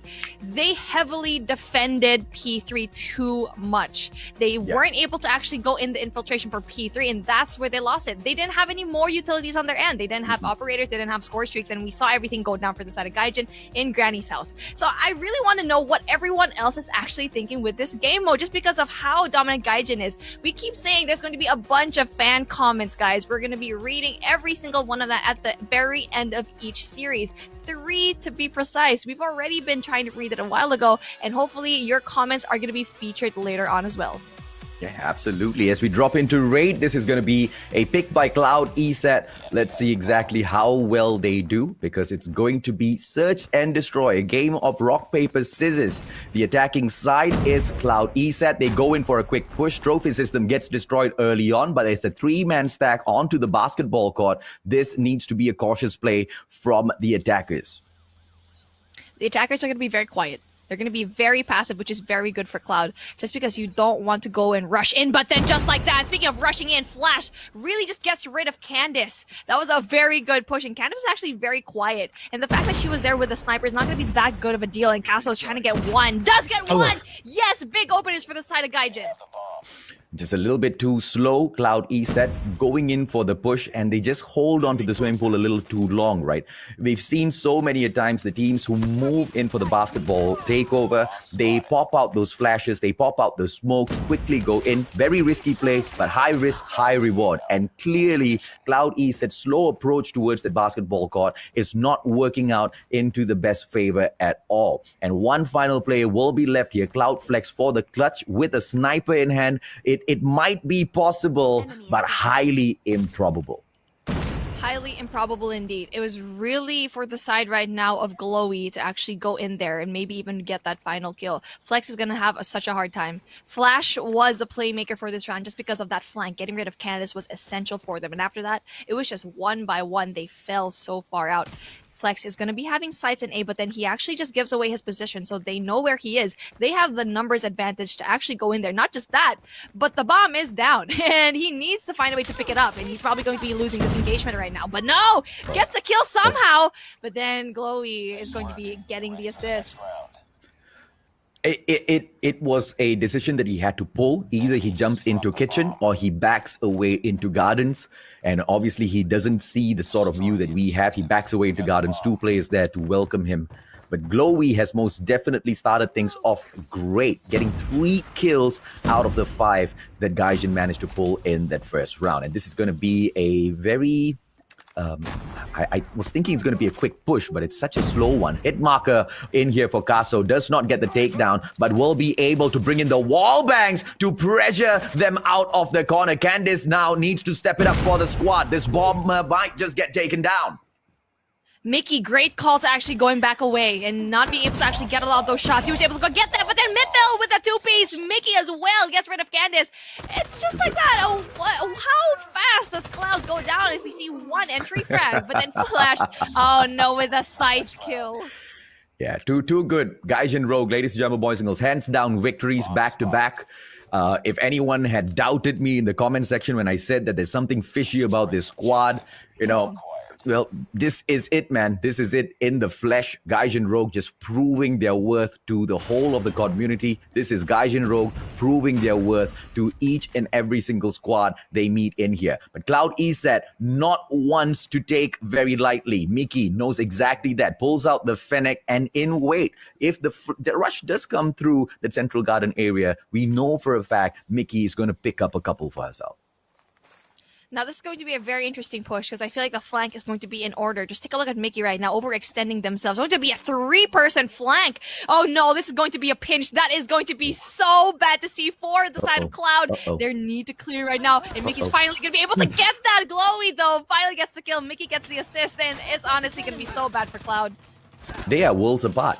They are worlds apart right now in terms of ability of taking this match. Cloud Esat nowhere close to Gaijin Rogue. I do apologize, guys. I can only call it as I see it. There's just no play coming in here from Cloud Esat that makes us think that they're going to be able to take this win. Not just yet. They have repeated the exact same movement 3 times right now. Why was it so easy to get that melee kill? They know exactly every time the basketball court play comes through, one player is going to be sitting down in the bedroom. Finally, a little bit of a diversion from the previous strats. They go in for the rush. This is what we want to see from Cloud Esat, making Caso back away. He will be able to pop the nade first. Hopefully, the trophy system gameplay is good, and the nade gets popped. No kills dropping through. Mickey getting 1, but gets sliced down by Candice. This is an equal fight between the two, leaving a 4 versus 4. Good trades for both team, and this is what Cloud really gets to need. But then Candice is going to be in trouble as Mythil is going to be able to get the kill. Oh no, just like that, Castle as well, and it's going to be 1 person left. Teddy is going to have the pressure. Glowy finishes the job, and it's just 4-0. Okay, we keep saying that Cloud Esat is going to be having worse numbers. Yes, this is the reason why. They have worse numbers because they're going up against a team that has gone up against Impunity, ALMGHTY, and NATO. They've had more difficult competition here so far. Cloud Esat, on the other hand, has had Code Red, Six Ducks, and ALMGHTY. Those 2 teams, they're not even here in the competition anymore, so the challenge wasn't really brought to them, unlike here in Gaijin and Vic. Yeah, and clearly when this competition is being brought to them, they still pick those numbers up, right? So with the head-to-head, ladies and gentlemen, boys and girls, once again, it's a very flowery thing we spread in front of your face, but don't worry, this is exactly what Beef and I are here in for, right? Earlier this day, before we even came, not today, yesterday, Beef came up with this Excel sheet, and it was brilliant. It had the percentages of kills, percentages of wins on each and every single map. That's exactly, the kind of information that the audience needs, and Beef, you deliver, man. Let's see if or not all of that information that we've collected will be able to continuously point us in the direction of being able to figure out which team here is going to be able to pick the victory up. Because based on those numbers, Gaijin Rogue look good. But based on this round, Cloud Esat seems to be thinning them down. Caso, beautiful frag onto Dracula, will be able to go in real quick. Fennec gets picked up as well. And this will be the Snipe and Fennec gameplay. Caso still very, very dangerous. If Castle can pull through with an ace, that's going to be absolutely unbelievable. Spots flex, though, it's going to be very hard for him just because a lot of these teammates already know where he is. He's going to be able to pull through here with the Fennec, though. If you need a gun, if you needed a gun combo, it's going to be that Fennec and DLQ combination that you can do to pull up a clutch. Yeah, and let's see exactly what sort of a clutch he gets. Candice says, get out of here, boy. There's no way in hell you're going to be able to clutch 4 versus 1 with a Fennec. The sniper, on the other hand, maybe, but definitely not with the Fennec. 4-1, ladies and gentlemen, boys and girls. Raid is just way too big to get those corners, and the numbers game just will not allow you any leeway whatsoever. Caso with a DLQ 33 setup once again at the lower floor of that bedroom, seeing if or not he can get an early frag, finds absolutely no one. Mickey with the bomb, on the other hand, will be just lounging around that gallery area, thinking if not Bravo would be a good option. I think Bravo is a great option. 2-1-2 split for the side right now of Cloud, and then Dracula's gonna be taking some shots as well. There's going to be a very interesting mid push. The trade does come along for both of these teams, 4v4 situation, and you can see here they're going into the spawn right now of Cloud. That was a very cheeky spot, and for Mickey, shouldn't really go in for the overpush. That is a great read. If they went in there, they probably would have died. The bomb would be down, and the play would be disrupted, but instead they went in through here and finally getting the kill, and that is the difference that we needed to see here. And this is the plays that we like to see for Gaijin, just because if they overpush there, it would be over. The bomb is going to be going down. The pressure is on for the side of Cloud as Candice goes down. Yeah, and it is a beautiful plant. Pressure is on Cloud Esat. I highly doubt they'll be able to take this back, but that is a great frag to start things off. Sasuke back-to-back as well. They equalize the numbers 2-on-2 and enough time on the board to allow them to recover this situation. But they need to start acting now with Mickey as well as Mithil with the amazing positions they've hold on for themselves at the kitchen as well as the swimming pool. It's going to be so tough to hold them out. And the plan is just perfection because it is intended. It was a very well-intentioned plan to make sure the swimming pool area as well as kitchen forces the players from Cloudflex to make that mistake. Mithil with a nade. I already knew that Mithil was actually going to be using that nade. I was looking at his inventory. I was like, okay, Mithil still has a grenade. He can actually go and pull through. He was able to actually get that, apply that pressure, eventually stopping the push, even giving Mickey the assist. Now, that is why you need to really just save your utilities and not just use them at the very beginning of the round, because you can even stop those plants. And a lot of these times, they're not going to be able to really just use those trophy systems because you're already going to be using them at the very beginning. Yeah. It's all a game of balance here. Candice getting taken out by Mithil. This is Gaijin Rogue going in for that absolute stunner of a victory back-to-back. Second game. One final round for them to prove themselves, and the numbers look really good. Mickey going in for the fake plant, will back away first just to check her corners. Dracula manages to take Mithil out of the equation. No plant coming through just yet, and the numbers are catching up. This is Cloud Esat going in for the juggernaut play, trying to make sure they don't go down so fast, but it's not that easy. Dracula gonna be in trouble, doesn't get the spot onto the left-hand side. Mickey, what a great entrance, and Glowy finishes it off as Gaijin Rogue takes victory number 2, and most importantly, on the map picking of Cloud Esat. That was amazing plays for the side of Gaijin Rogue. They had after stat and also counter plays as well, and not only that, individual gunfights as well. They were able to really get those, and it was unfortunate to actually end that matchup. Dracula just couldn't check around his corners, and eventually, not knowing that there was going to be someone in that 2F in laundry, everything was just so great. 6-1 victory right now for the side of Gaijin Rogue, and they're absolutely stomping all over Cloud Esat. Domination, though, it's going to be that difference of the map, just because both of these teams have had a hard time already in domination. But I'm really excited to see what they're going to be going down. But that search and destroy, that was absolutely dominating. Yeah, it was, right? And it's very clear as to how Cloud Esat played this. Cloud Esat tried to play this to the best advantage that they had. Maybe they thought that Raid was the best potential for them to pull a victory off on, even after witnessing what Gaijin Rogue had done earlier.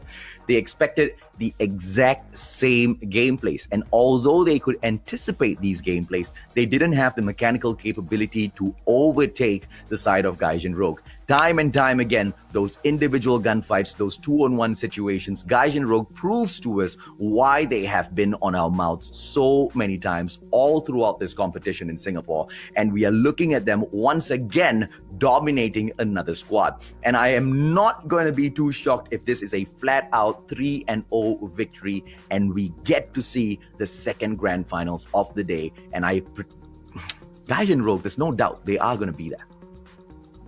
Without a doubt, right? Cloud Esat is just struggling right now, especially from the side of Gaijin Rogue. They did so well against Impunity. Honestly, choosing Raid for their Search and Destroy really was the end of them because of how well they saw Gaijin Rogue go up against Impunity. And Impunity chose that map. Impunity is 100% win rate in that particular map, in that particular game mode. But they lost. But with that in mind, they still wanted to challenge Gaijin Rogue for some weird reason, right? Cloud Esat needs to make, that's the reason why you need to make important decisions in terms of your map choices and your bans, your vetoes, because of that one single thing that just happened, right? So again, I really want to see how it's going to pull through in Domination. Yeah, and in Domination, we most probably might just see the side of Cloud Esat getting dominated once again. Let me just take a quick refresher to see exactly which map this is going to be at. Hackney Yard, picked by Gaijin Rogue. but this is Domination, and the as to which side to start on is picked by Cloud Esat. And if they do go in with my personal selection of the right hand side, right, towards the Special Forces base, they may be able to pull this off. They may be able to push it into game number 4. But I don't know how great takeoff is going to be as well, because Gaijin Rogue's been there, done that. We've seen them annihilating. Cloud Esat's got so much to do, so much of hustle right now.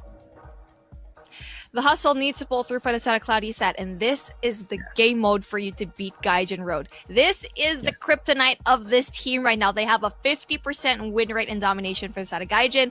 Cloud Esat, though, still a little bit in shambles as well, 33% win rate, so that's not going to be too impressive. But if they really, really want to beat Gaijin Rogue, Domination is going to be the name of the game. Almighty and Impunity was able to crush Gaijin Rogue in this particular game, but then Summit was banned just because Gaijin Rogue already knows that Summit is going to be one of their weaker maps in their weaker game mode. So that was very, very smart for them to actually pull through. Gaijin Rogue actually chose Hackney Yard, so hopefully they get to have a lot of these strats that we'd like to see. I think we are definitely going to see them bring those strats out, because it's all about domination, i.e. that's the name of the game, right? Go out there and absolutely dominate. And knowing the map most definitely allows you space to do that, not only for you to go and capture those points, but to anticipate where your opponents are going to be coming out from when the retake attempt comes in from those squads, right? And we have seen them do this so many times before. Gaijin Rogue's that one squad that has been able to manage both the Special Forces base as equally as they manage the Guerrilla base at Hackney Yard. And this is something that's very, very challenging. We know that, not every single map is super balanced. Hackney Yard is one of those maps that's just a little bit off balance. Which side you start on really does matter. But you put it into the hands of Gaijin Rogue, it doesn't matter anymore. That goes out of the window. Mechanical abilities now start to count. But mechanical abilities will only start to count when you take up a fight like that against another squad that knows the map as well, that knows the strategy of that map just as well.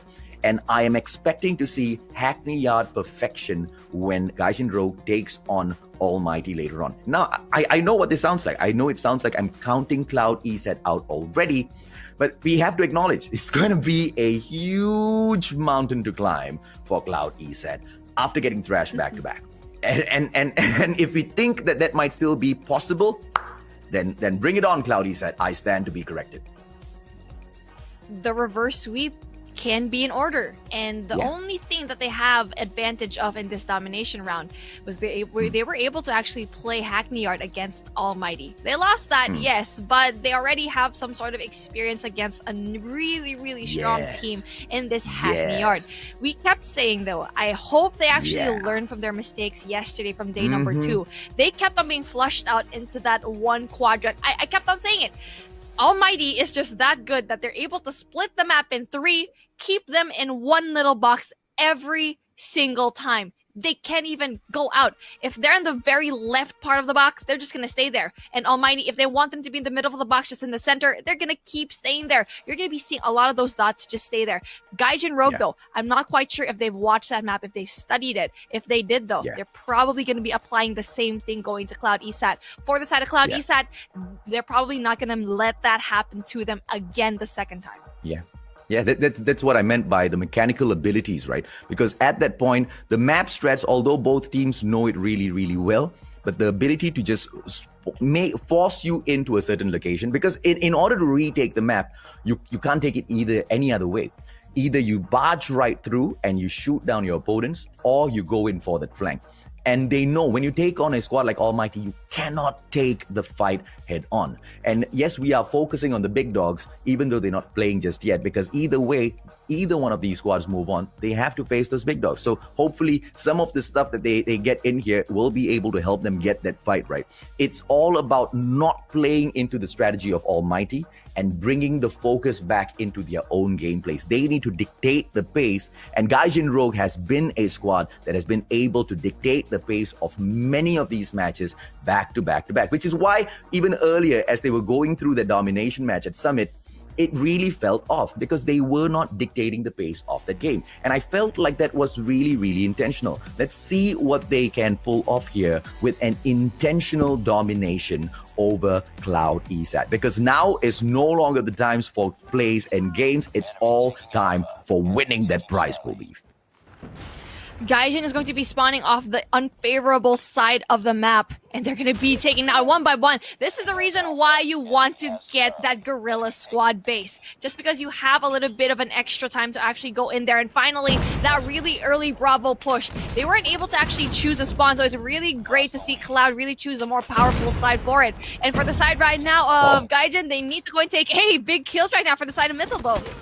This is what I'm talking about. The mechanical abilities, you can pull those strats, but if you cannot fight and win those gunfights, it's going to be absolutely futile. And just Kaso hanging around in the tire shop, ladies and gentlemen, boys and girls, trying to see if or not he can get rid of the other players before he goes in for the capture of that point. And he will be waiting for his team members. Goes in for a quick fake as well. And this is perfection coming in from the side of Gaijin Rogue. But they continuously tease Cloud Esat for the takeover, but nothing in fruition just yet. Finally, it'll come through. This is the patience. This is perfection from Gaijin Rogue. Kaso finally getting taken down, but Gaijin Rogue has pulled the strategy off to perfection. The setup was just too good. Casa waited into Alpha, waited for a teammate. Not only that, the rest of the team actually went to the 2F and top L here in Warehouse. Eventually, really trying to get rid of everyone. They're flushing everyone out, getting Bravo and AP split. This is perfection. That is what I wanted to see for the side of Gaijin, and this is always the play that I really like to see if you are going to be spawning off of Special Forces. Go and rotate into A, get rid of everyone there. Position yourself also here in top L, get your sights in Bravo, take A and B, and flip the spawns, and they're going to be having such a hard time. Cloud was just played just like that so early on in the game. Oh, let's see exactly what they'll be able to do here. Hunter Killer Drone being sent forth. And at the side of Cloud Esat, most definitely asking those questions at Cargoland. But one by one, each and every single one of those players gets shut down just like Candice. And the access just isn't possible. What Gaijin Rogue pulled off momentarily ago is now being attempted by Cloud Esat. But you can see the difference in capability. You can see the difference in the mechanical ability of Gaijin Rogue taking these gunfights and absolutely crushing it. When they set their mind to a certain objective, they always get it because this squad is here to get it done. What a run in the lower brackets, ladies and gentlemen, boys and girls. I am absolutely stunned by the quality of the Gaijin clan. Gaijin is just making so many big plays, and it's always just Cloud trying to go in for the catch-up. They need to get the power position, which is going to be top L over here in Warehouse, and they're having a hard time to actually get it. There's going to be one person over here, though, for the side of Glowy to actually go in there for that defense as well. He's going to be the person to actually go and stop every single one that tries to go even close near to B.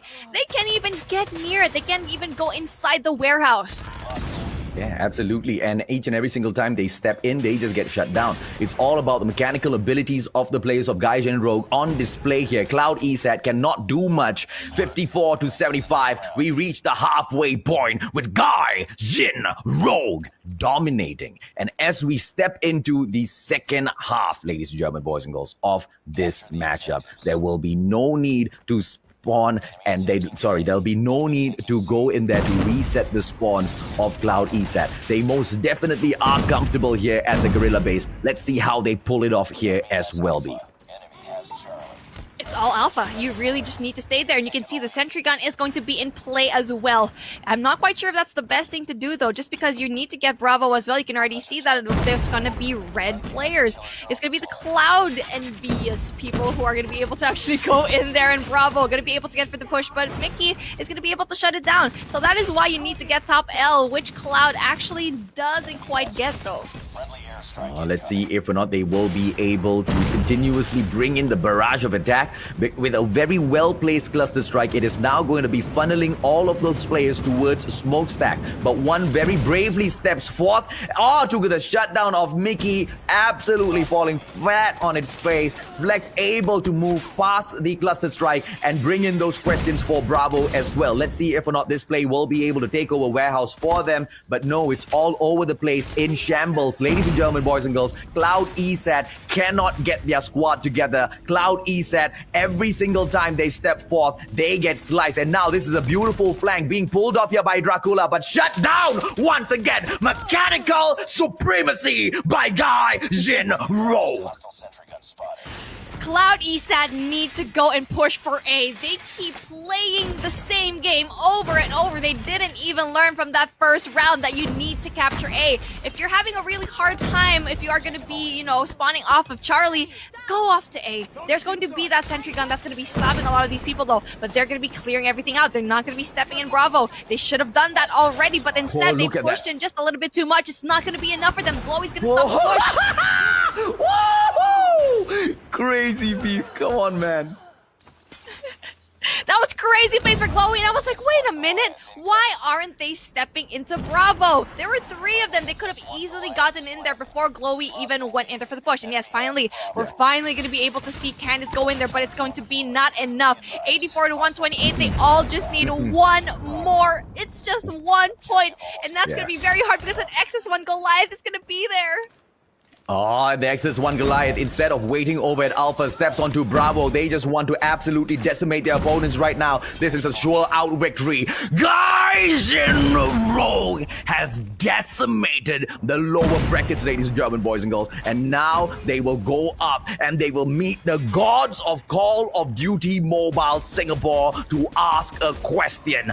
Are you ready to take us on? Because we have earned this spot and we will be taking the title away. 146, 147. The timer ticks on. The points keep breaking up. And Gaijin Rogue get an absolute crushing victory over the side of Cloud Esat. Donut served up hot.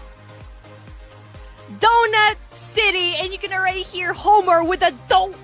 Gaijin Rogue just gave so much amazing confidence over here. And not only that, their win from Impunity was so great, and they brought that confidence over into Cloud Esat. Had a very dominating start here. Gaijin Rogue has had the challenge to go and sweep up into that lower bracket round 1, into round 2, and now they're going to be meeting up the Almighty squad in our finals. But not only that, they need to beat them once, twice to be able to pull through and be called the Kings of Singapore, and it's not going to be easy.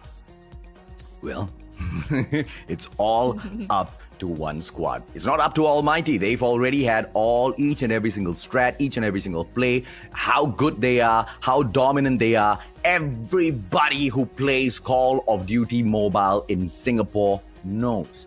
And that's the greatest downfall of the Almighty squad. Or is that? Because in the background, in the months and months and months of grinding and sitting down and preparing for this very day and on for the journey that they are about to embark on, has Almighty continued to grind their skills way back up to the top. Remember, when Gaijin Rogue got kicked down into the lower brackets, I asked a question because the statement of there's something weird about this squad was made on the very, very first match that Gaijin Rogue played. And right after that, they got kicked down. I was thinking, are they doing this on purpose because they want to prove exactly what they're made? What they were able to show, this is what they pulled off in that Almighty matchup, just wasn't anywhere close. We might just be in for a crazy roller coaster ride in a bit, Beef. I am ready for history, esports history to happen here. Because I know Cloud Esat was definitely, honestly, not that hard of an opponent to beat. Yeah. I feel like Impunity was a little bit more of a challenge, but still, it was just a tiny bit of a challenge. And let's see what actually happened against Cloud Esat in a little bit, as we are going to be pulling up the post-analysis to see what happened in those amazing 3 rounds. Standoff hardpoint, without a doubt, with no question. It was absolute dominance for the side of Cloud Esat, but it was the fact that they were able to really just drop the ball at the end. That's where they faltered. And Gaijin, if you give them a little bit of a chance, a little bit of a point to actually go and grab, they will do that and they will end the show. Yeah, it's just a waste of time to go in here and recap this particular series between these two squads, because quite honestly, that was just hands down Gaijin Rogue stamped all over the place. In terms of look at the momentum that they carried on from hardpoint to hardpoint, absolutely untouchable, and that exact same dominance was on display once again at the Search and Destroy. This was a show match. This was not a qualify match back up into the grand finals. This was just a show match to show you what Gaijin Rogue is truly made of. They are made of gold. Their hearts are on fire. We've seen them apply it every single game. They get better every single matchup that we need to see. They are ready. They're ready to see the Almighty Squad that's just sitting very comfortably at the very top. But one word for the Almighty Squad. This is going to be probably one of the more harder teams that you will go up against. But yes, Incendio. Actually, you know what? Incendio was in the chats a while ago. He was like, I'm mad that Beef Mommy didn't really commend on my ace. I'm going to be ace right now. Very good job on the ace, Incendio, but let's see if you're going to be able to pull through with Gaijin. Hopefully you get to do that. Yeah, absolutely, man. And the thought of whether or not we will see an ace from either one side of these squads, whew, quite a question, right? Because two teams, super dominant. One very clearly has proven to us why they are called the gods of Call of Duty Mobile Singapore. The other one trying to prove themselves, and they haven't started the journey now. The Gaijin brand has been on this path for so long now. We've seen them go in and dominate the Ways of War. We've seen them go in here and try to dominate at the SG Championship. But finally, at the Singapore Championship, they have the best opportunity of all to trump the gods themselves. Let's take a quick look at the MVP of that match. I wonder who it is, Beef. Oh, gee whiz, I'm not quite sure, but definitely it's going to be Glowy with an average kill of 23.5, average death of 14. That's not too shabby. Average assist of 6 and an average score of 3,700. My goodness, 3,717 points is no joke, and Glowy is definitely popping off in this competition. No, yeah, in this whole competition, not just this, in this one series, in the series before, in the series even before, in the series of yesterday, day before yesterday, and most definitely in the next one as well, ladies and gentlemen, boys and girls. Glowy has been an absolute stunning of pro player that has been able to step in and ask the important questions when it is truly required. A little bit of Shafiq from Impunity I see in Glowy, but a little bit of Crush I see in Glowy as well. The perfect combination of Shafiq from Impunity and Crush from the one and only greatest Call of Duty Mobile MP brand in the Philippines. Together, it's got all of the confidence and the skills to take all of those skills. But I'm wondering whether or not it'll be possible against Almighty. I don't know. Anything is possible. And I'm pretty sure we're hyped. Everyone is hyped. Everyone in the comment section is hyped. And speaking of the comment section, we're finally going to be showing you guys 4, not 3 fan comments, and this is what we've been waiting for this whole time. This is my favorite segment of the day, just because we get to see you guys. We get to read your comments, and the first one is going to be coming up in a little bit. We're going to be showing it here at the very bottom of your screens, and we are going to be reading this one. Beef Mommy. Oh, that's me. Wait, hold on. Wait a second. Why read it yourself. Here? Go, read. We love you, Sony. Please sponsor us. This is not scripted, by the way. I really just have it beside me. Sony, I don't know what you do. Please give the girl something, man. Just give the girl something, all right? Just give the girl something. Bring it on. Bring it on, ladies and gentlemen, boys and girls. Second comment of the day. Sony, if you give her something, don't forget your man as well, right? The Mustachio AJ Solid Casting. Latest shout out, Incendio. If I do something, it will make me drool. Incendio, you most definitely are gonna get fire, man. The type of a shoutcaster that I used to be 1 year ago when I started casting in September versus where I am now is all because of you guys, people like you, Incendio, who have been able to bring in those fire matches and keep me at the top of my game, and the community as well. Your love, guys, absolutely crazy. You guys want fire at the finals? We'll bring fire at the finals. Let's bring on the third comment, Beef. Yes, and here we go. Omar, Call of Duty Mobile. Please, AMT, give chance to other teams. You win enough times. See, we keep seeing this. It's probably the third comment that actually just wants Almighty to drop down just because they're just that good. There's a reason why everyone wants to see them fail. It's because you're just that good of a team that people want to see you down. But no, there's nothing but up. Honestly, if you think Almighty's doing good, they can do even better. They want to get that slot for Garena to really represent the region, not only for Garena, but for also Singapore, for the brand in the World Championships. Here, I am quite good at reading people's minds, and I can almost figure out what's the response from Almighty.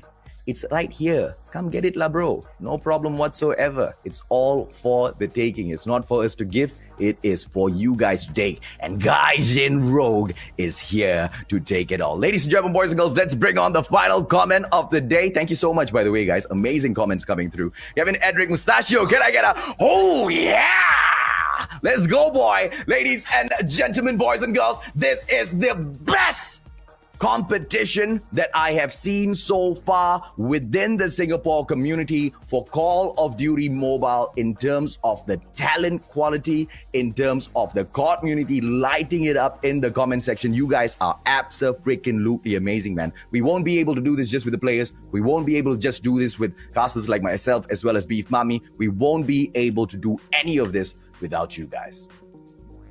Most definitely. You guys are the most solid bunch of people that we've actually casted for. Not only that, this game is absolutely amazing. Everything about the Call of Duty franchise, the COD community, like what we really like to say, the teams, the production, everything falls into place in this ecosystem where we really just like to thrive. A lot of these other games are going to be great as well, but then Call of Duty just really has this special thing in my heart. And especially, we're going to be going up against probably one of the best things that we've been waiting for 2 years now. The World Championships is upon us. Everyone else in the different countries, in the different regions, are going to be coming together, and we are going to be part of esports history. Well, ladies and gentlemen, boys and girls, after all that, all we can say is we're going to take a quick short break. When we come back, the grand finals of the Singapore Championship for Garena Call of Duty Mobile. Is it going to just be a one-round showdown, or is it going to be a two-series rendezvous for the clutch of the title? Ladies and gentlemen, boys and girls, after a quick short break, we will find out.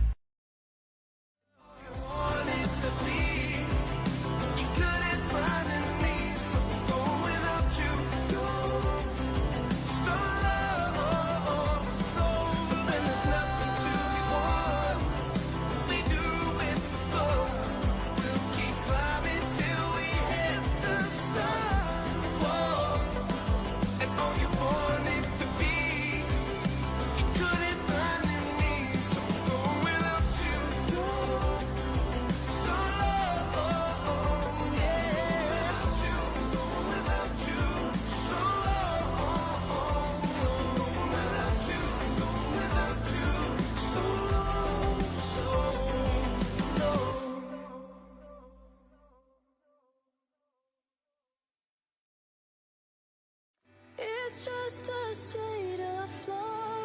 flux. Too much but not enough at the same time. I know that you ain't fine, I know you'll be alright. Thought you'd build us up, mold us out of dust and save the world that way. Hoped it was enough to justify the loss of every choice you made. I know you thought you gave it up, poured it into us and out of your reserves. And now you're looking back thinking losing what you had was never worth this hurt. But you never lost it, you're just above or below it. And in the heat of the moment, whoa, I can see your eyes in my eyes in the mirror. It's just a state of flux, too much and not enough at the same time. I know that you ain't fine, I know you'll be alright this time, this time. It's just a state of change, so close yet far away at the same time. I know that you ain't fine, I know you'll be alright this time, this time. Look into yourself like you're someone else that you don't have to love. Picking at the wounds, looking for the proof to justify the cause. Feels like everything is past, slipped out of your hands like it was never there. But look at what you made. In the darkest place I will be standing, and in the heat of the moment, whoa, I can see your eyes in my eyes in the mirror. It's just a state of flux, too much and not enough at the same time. I know that you ain't fine, I know you'll be alright this time, this time. It's just a state of change, so close yet far away at the same time. I know that you ain't fine, I know you'll be alright this time, this time.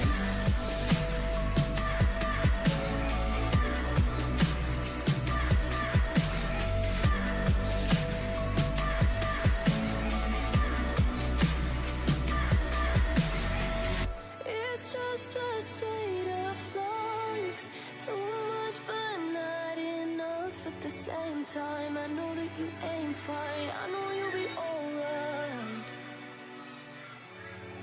It's just a state of change, so close yet far away at the same time. I know that you ain't fine, I know you'll be alright this time, this time.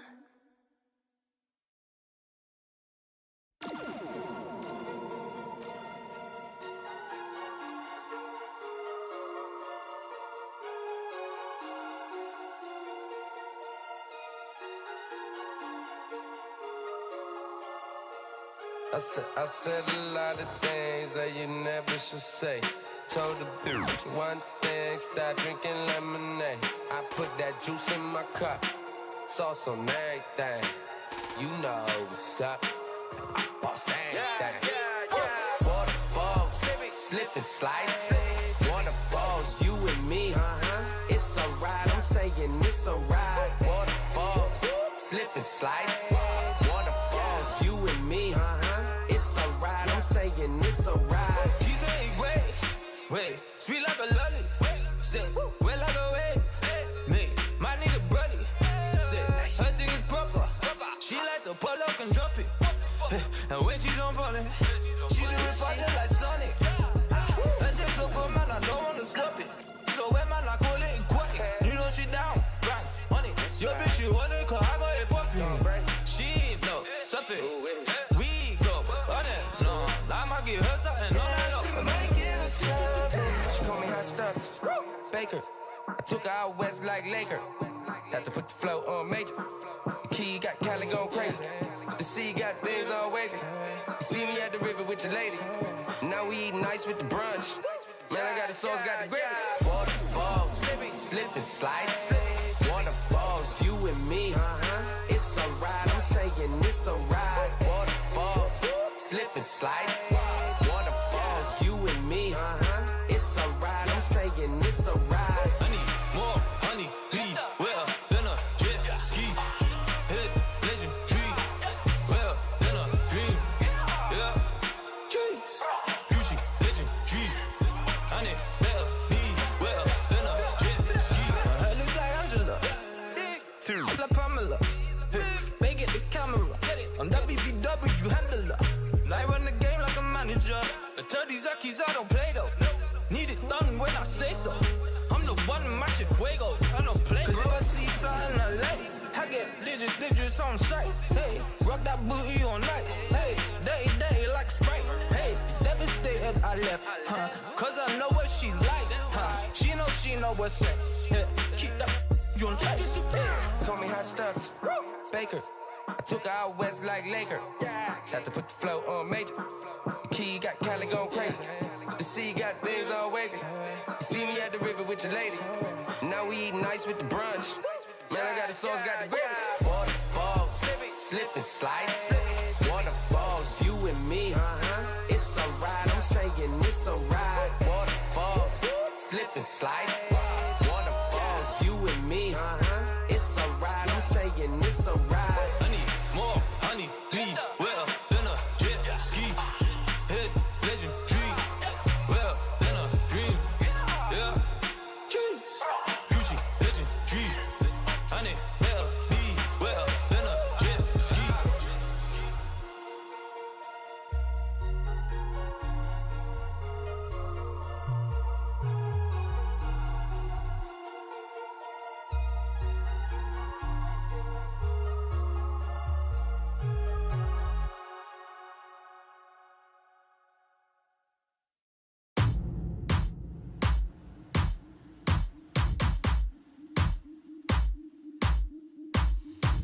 They talking about me cause they never been relevant. Haters will copy, but I'm never done stunting trick. Watch when I walk into a room, it get lit. And since we talking about my girl, I drop a couple of hits. My daddy Laramie, granny my grandma Reek. Go mix that west side with that south to get that cocky heat. I'm country fat that like my money blue and loud strong. Do not care what you do, where you been or who you know. I go for mine, don't waste no time, and I ain't never stopping. I got moves to make and I'm bad. I don't wanna show it. I work hard and show it. I sell hard, got hard bars, got bad girls sipping my way. Imperial by the acre, don't give a damn about the haters. I stay fly and famous, I'm serious about my paper. I look good in that grind, and I grind. Come for mine, why you trying, I look good, and I grind, come for mine, why you trying, Where my ladies who be stacking that paper? Where my ladies who be stacking that paper? Spit your game, show you got drive in that paper. Get it, girl, don't lose all of your paper. Where my ladies who be stacking that paper? Where my ladies who be stacking that paper? Spit your game, show you got drive in that paper. Get it, girl, don't lose all of your paper. I'ma give you life when I throw this money up on you. I'ma give you life when I throw this money up on you. Bad little bunny getting money, it's a competition. Steph Curry up the backboard.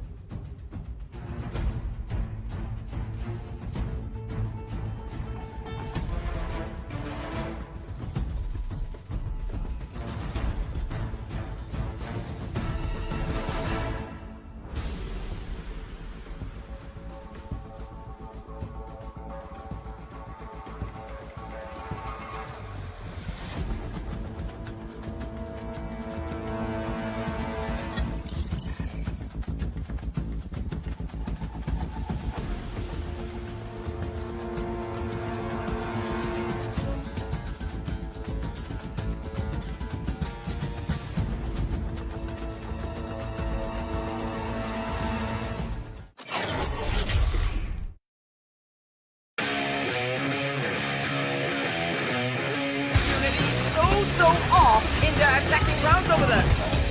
Ah, Smoke giving a freaking 3-piece. Of the two spots to actually fight from. I do see a third man. This throw it. Here comes the shot. Oh, a collateral! Zero is a very essential player. The nade. And again.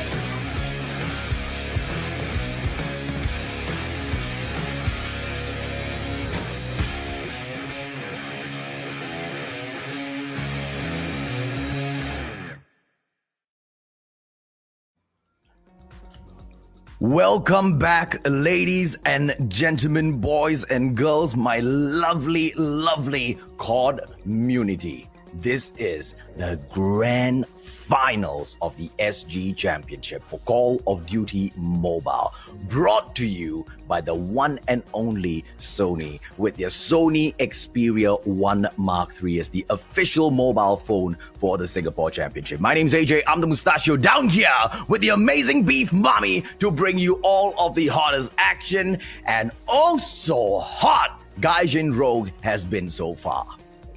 My goodness, Gaijin Rogue has absolutely been massacring every single person that comes in their way. Every single team just drops like flies. Gaijin Rogue, my gosh. Got rid of Impunity. Got rid of Cloud Esat just like that with a sweep.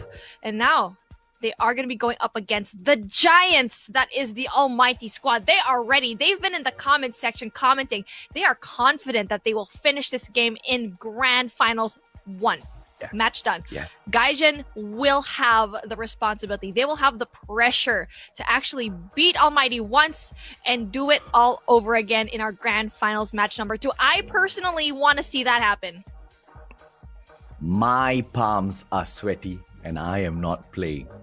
My heart is beating fast and I am not playing. Ladies and gentlemen, boys and girls, let's bring on the graphics to make this as official as it can be, because this, once again, is your grand final match number 3. Almighty will be taken on for the first time in hell. I'm going to be hyping up a squad as much as them who take them on within Singapore itself.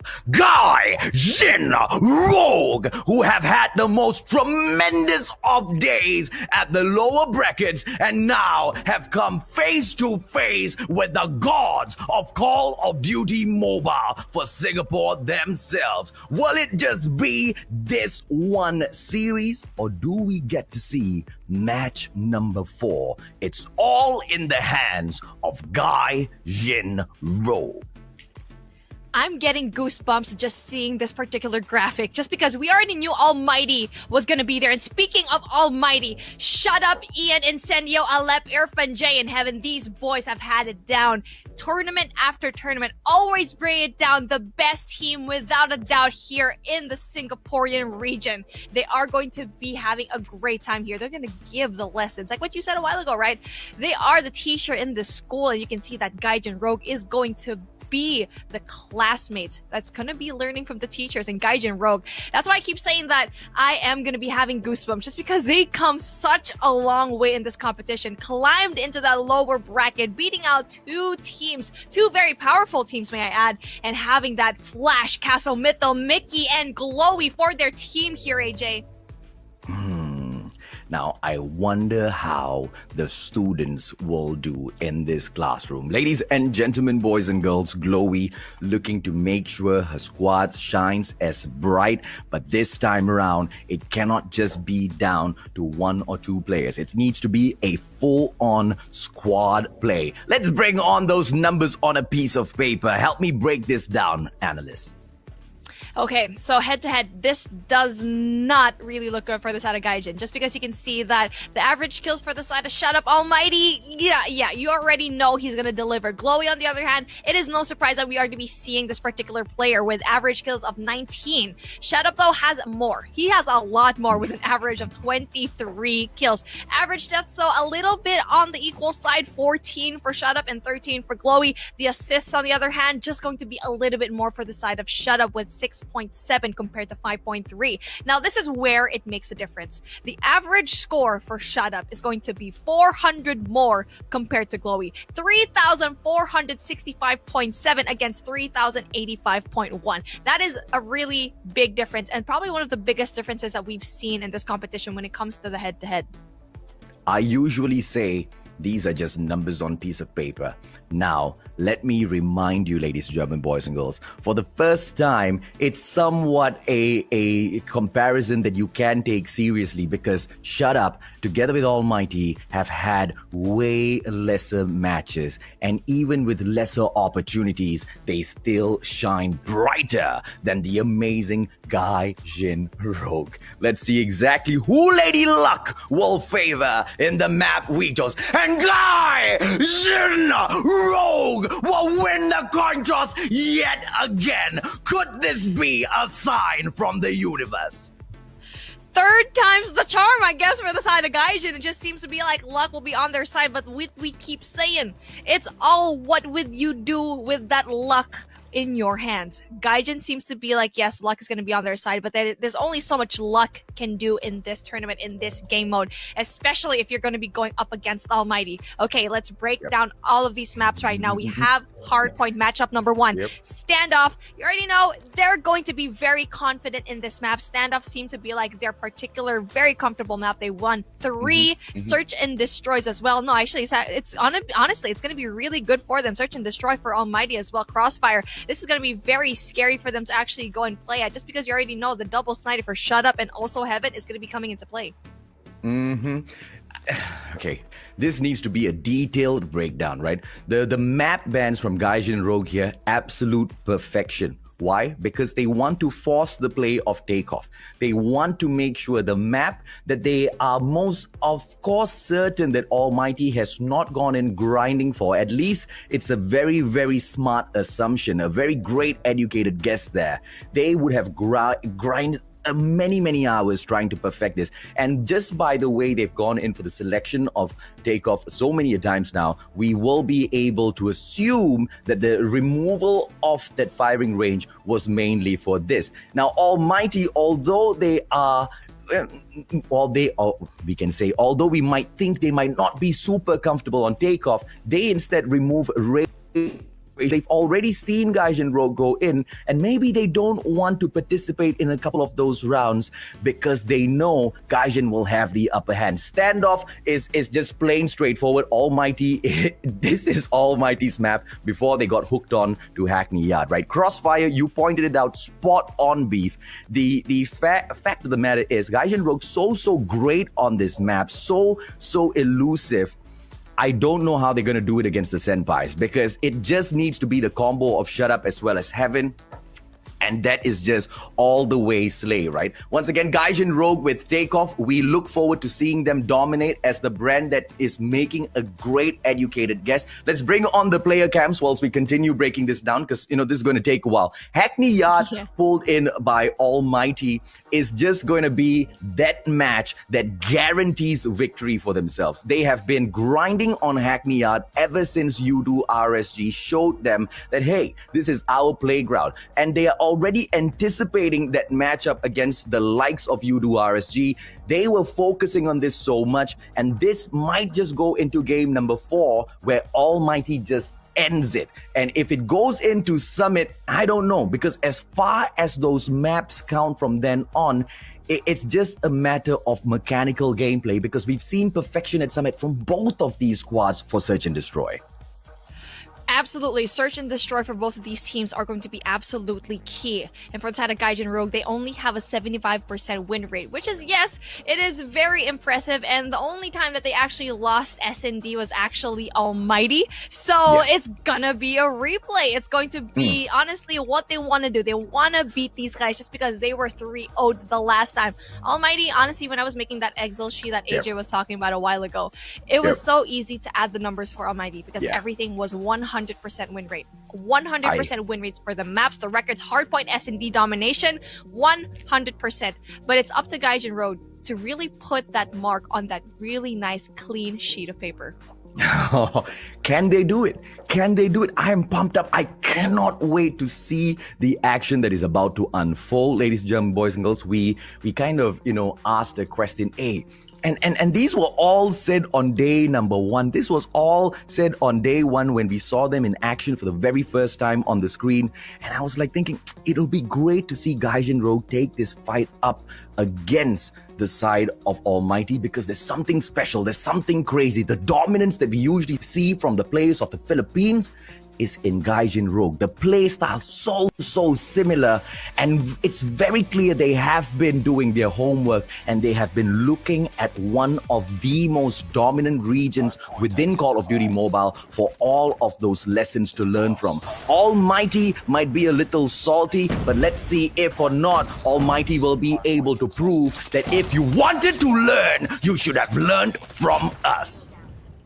Speaking of learning from us, Incendio with a big kill, just getting rid of someone over there all the way to Gas Station. Gas Station is going to be an essential point later on. Not quite sure why the push was already there early, and it's not going to be able to pull through. Very early takeover by the side of Almighty without any surprises over here, just because they've been winning all these engagements. And the push right now from the side of Gaijin is going to be a little bit questionable because they're just a little bit spread out. Not quite sure why they actually went into that backyard area, just because you're not going to be able to go and get that first hard point.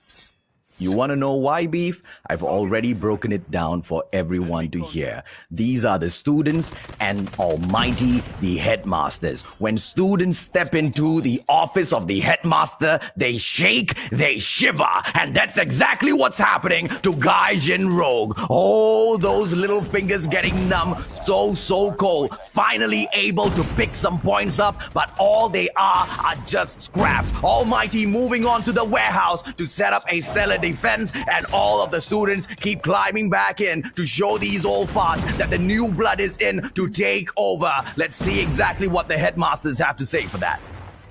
Shut Up was absolutely crazy in the back alley, getting rid of 3 players already, just stopping the push that they really wanted to get. They can't even touch it. It's 71-2. I think it's already at this point where it might be game over for them, but there's still a lot of things that can happen. Gaijin can actually go and surprise us, as we can see here. The infiltration is going to be coming through. Big kills right now for the side of Flash and really going in there for the contest, but as the only one person left here for his team, that is going to be very hard, but he's going to be making really big kills. The pinch comes along, but sadly, he does get taken out. Very sad indeed, 88-2. Although the contest is most definitely there, it has only been Almighty with the points. And now, rotation for the third hard point. Ladies and gentlemen, boys and girls, leaving scraps for the students to pick up. Whilst Gaijin Rogue look at the past, it is the Almighty looking towards the future. They step in, they clear out, but Gaijin Rogue, this is the students finally rising up to the challenge. Predator missile comes back through. Irfan J 3-piece, and he says, "Get the hell out of here. We are the Almighty." To add insult to injury, you see Equalizer and Death Machine kills right now for the side of Almighty, and it's all Almighty in the kill feed. You cannot see one kill right now, and it's honestly, after that, after probably 10 kills, we see one Gaijin name. And it's just going to be too powerful. The students are here to learn. 111-10. And this is what we like to see for the side of Almighty. It's just absolute dominance, and the scrap points are going to be given to Gaijin. Just like a bunch of pets, we can already see the owners are to be going into the bakery already early on.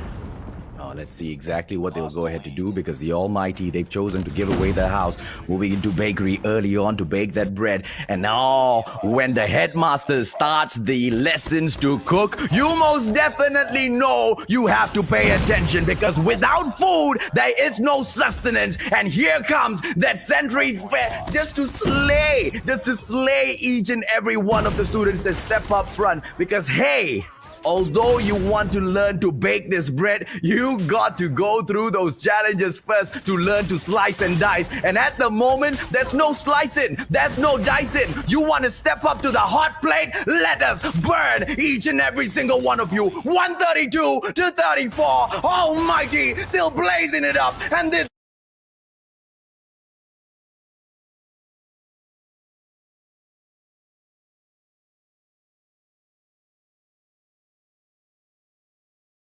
is just hard point number 4. Can we see a closer? Can we see an absolute decimation of Gaijin Rogue? No, they stand up and they push back. They have the bakery, but for how long? Almighty, 7 points to close game number 1 off. Almighty couldn't close it over there as the full push really ensues for the side of Gaijin. They're trying so hard to go into Grannies as well. The hotel courtyard is going to be a point of contention. They can absolutely win it there. And we can see the scrap points are going to be taken one by one, but then the setup needs to ensue. The defense need to be solid or else there's going to be 7 points left for Almighty to actually go in and close this. But then the Predator missiles, the cluster strikes, the operator skills are going to be going down for sure since this is such an open hard point. Open hard point, it can be closed, it can be served up on a silver platter. Gaijin Rogue couldn't do jack, and Almighty made goddamn sure of that. Unfortunately, Gaijin Rogue, the headmasters look like they are serious, and you will only be able to push this into match number 4 if they allow you to. What a dominant... There's no question. How do we even begin? Okay, I know where to begin. You know, a while ago when we said against Cloud Esat, I kept saying, if Gaijin keeps doing what they're doing and just keeps stacking that defense without even having any slayers, if they pull that same rotation into Almighty, that is not going to work out. If you saw the plays of Almighty, especially in that bakery, everyone else, there's only 2 people as OBJs in bakery. Everyone else was outside. And that is why Almighty is so great. They know their roles, they're confident in them, and they just slay and slay. No one could even touch it. No one can even go inside unless they allow them to on purpose. Yeah. One simple way to break that down was the fact that mechanical ability of Almighty, God level. That's why I keep saying they are the gods of Call of Duty Mobile.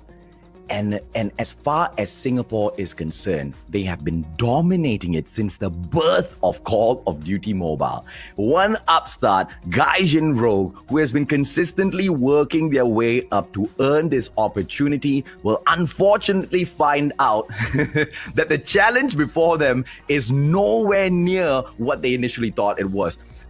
Gaijin Rogue has been so impressive, but that match just made them look like absolute nothing. And here's what makes me so happy, because I know Gaijin Rogue is absolutely furious right now, and they will be stepping it up. I look forward to seeing that, but I hope and pray they do not make any mistakes at all. Speaking of mistakes, Crossfire is the map to make a lot of mistakes. Hardest maps to actually go and master, and for some reason Garena actually just has it down. We really like to master Crossfire, not just in hardpoint and domination, but in search and destroy as well. We are really scary in this map. I've casted a lot of other regions as well, and everyone does not close to how well Garena does it here in Crossfire Search and Destroy. Almighty, every time I think of Crossfire, for some reason I think of number 1, Omega, I think of number 2, Almighty. These two teams always just battle it out, right, AJ? Yeah, absolutely correct. And and that's the exact reason why Garena will always have the mustachio, because the dominant players, the dominant brands are always here, and we will be able to go out there and stomp that dominance continuously as well. All of these players have been proving exactly that, increasing the quality month after month after month, no matter how the meta changes, no matter how the game goes everything up into shambles for them, they still rise above it all. And Almighty, they have been doing it from day 1, and nobody in Singapore, absolutely nobody, has come close to putting them out of action. Gaijin Rogue, I really believed they could, but in match number 1, it was such a huge change as to how they actually looked in these matches. Opportunity beef and a beautiful opener. Shut up, Incendio! Let's go! Oh no! Just because it's such an early exit from Gaijin, 3 people already down. This is not how you want to start it, and Almighty just wants to finish it quick and easy. The scores that they're going to be having after this, they're probably going to want to take this into a 6-1. By the way, quick info for you guys. For every single Almighty S&D in this tournament so far, the Singaporean qualifiers, 6-1 across the board. Every single search and destroy is 6-1. So Mythal tries to go in for the take, but doesn't quite get it. Oh, man. All friggin' mighty. This is just the first hurdle for them to step over before they move on to test their might, to test the new version of this squad against Malaysia, against the Philippines, against Indonesia. The list goes on and on and on. The next target, Garina. They are not wasting time in Singapore, but Lowy tells them to slow down your pace. 4-4. This action just heated up. The bomb's already at the site. Ladies and gentlemen, boys and girls, the plant is going to be coming through at the bus station, which means pressure is on. And Gaijin now needs to respond 40 seconds to take it back from their headmasters. There needs to be a sniper over there in Butcher just because he needs to go in for the wall bang just in case. Glowy had an absolutely amazing opportunity to actually go and get one person, but Incendio is going to be a little bit too quick, especially with the Fennec. And just like that, Aleb just finishes the job. A really quick 2-0 here for the side of Almighty. And this is the problem that I see with Gaijin, especially in this particular map. They don't know where to go. We saw Flash and just go in there for the aggression, knowing very well that someone was going to be up in that broken wall. And sadly for him, Glowy's entry frag didn't really matter because everything was just evened up. I love the tango that we see here. Gaijin Road moving in ever so slowly into Butchers. One player making the very, very careless push. What in the world was Mittil thinking? Moving right in front of 3 players off the side of Almighty, making sure that the handicap is true. This is absolutely careless, but Gaijin Rogue, high risk, high reward. I like seeing the change that they're bringing into these rounds. That is going to be Mickey in action. Shut Up gets taken down. Everything is all equal back up. Castle drops Irfan Jane. Shut Up goes down as well. This is the side of Gaijin Rogue playing the comeback. Heaven pulls out the katana, waiting for Flash. The Shorty gets the slice, and Heaven will be able to shine through. Looks for another player, pulls the sniper out, but unfortunately for him, the Fennec to the back, and the defusal comes through. Gaijin pulls one back. Just when we thought that Gaijin was going to falter in that particular round, just because we saw one aggressive push with just one player, Mythal really just went down early on, but it doesn't matter. Everyone else actually can do it without him. And this is what I really like to see for Gaijin Rogue. They can be really good individually, and as a team, all you need is honestly just that cherry on top. Casso is going to be making a lot of big plays here just because he is going to be that sniper, though. You need to be really, really careful. One person, Mythal, yet again, pushing so far, but not making the same mistake as yesterday. Oh, what a nade! What a nade! What a nade! But unfortunately, Mythal doesn't get taken down. But anticipation from Incendio, the headmaster. You can't hide. You can't run. Come here, boy. I gotta slay Incendio with the absolute IQ gameplay. Incendio is going to be absolutely great in that angle, which is patient through that grenade and eventually getting the spot. And yes, he didn't get that kill from the grenade, but he just waited because he knew someone was there. Casso is going to be in a really cheeky spot, though. He's going to be having to have that angle. He can actually get a kill. Flash as well might overpush, but someone is going to be right in that corner, and it's going to be Shut Up. Yeah, the bomb's not planted just yet. Almighty really respecting the side of Gaijin, but as they respect them, they also were looking for those frags. Shut Up gets taken down, but Heaven just eliminating Flash in the nick of time to make sure the numbers still stay on their side. The bus station plant does not come through once again. This is the headmasters showing the students so much more respect than any of the other squads have gotten in here thus far. Almighty, the plant finally coming through from Incendio. Let's see what happens. You're actually right. Like, Almighty's actually treating Gaijin like an actual opponent and not just a plaything. That's going to be such an amazing thing, but Heaven is going to be showing Casso who's boss and who's going to be the best sniper over here, but Glowy is going to have such a hard time as Heaven finishes the job. I mean, like, what you keep saying is that, yes, Almighty is going to be treating Gaijin with respect, but Gaijin just needs to earn that already here, and they're just struggling so far. What you talking about? Of course they've earned it. They've earned a shit ton of respect so far. I am absolutely blown away by Gaijin, but the Almighty, just a different breed of squad all together. Gaijin Rogue, who have been so impressive in Singapore, not just at the opening day, not just at the lower brackets, all through to the final series that we watched before this to qualify for the grand finals. So impressive. And Almighty giving them that respect, and the numbers that turn in the way of Gaijin Rogue is exactly why that respect ought to be given. Almighty cannot take this lightly. Irfan J looking for those frags, and the Fennec will not be able to pop off. Mickey has the exact same thing as well, and this is what happens when you think the young ones, when all of these students cannot rise up. Insane Dio still try to shut them down. Can this insane play come through? It's a 2 versus 1 situation, Beef.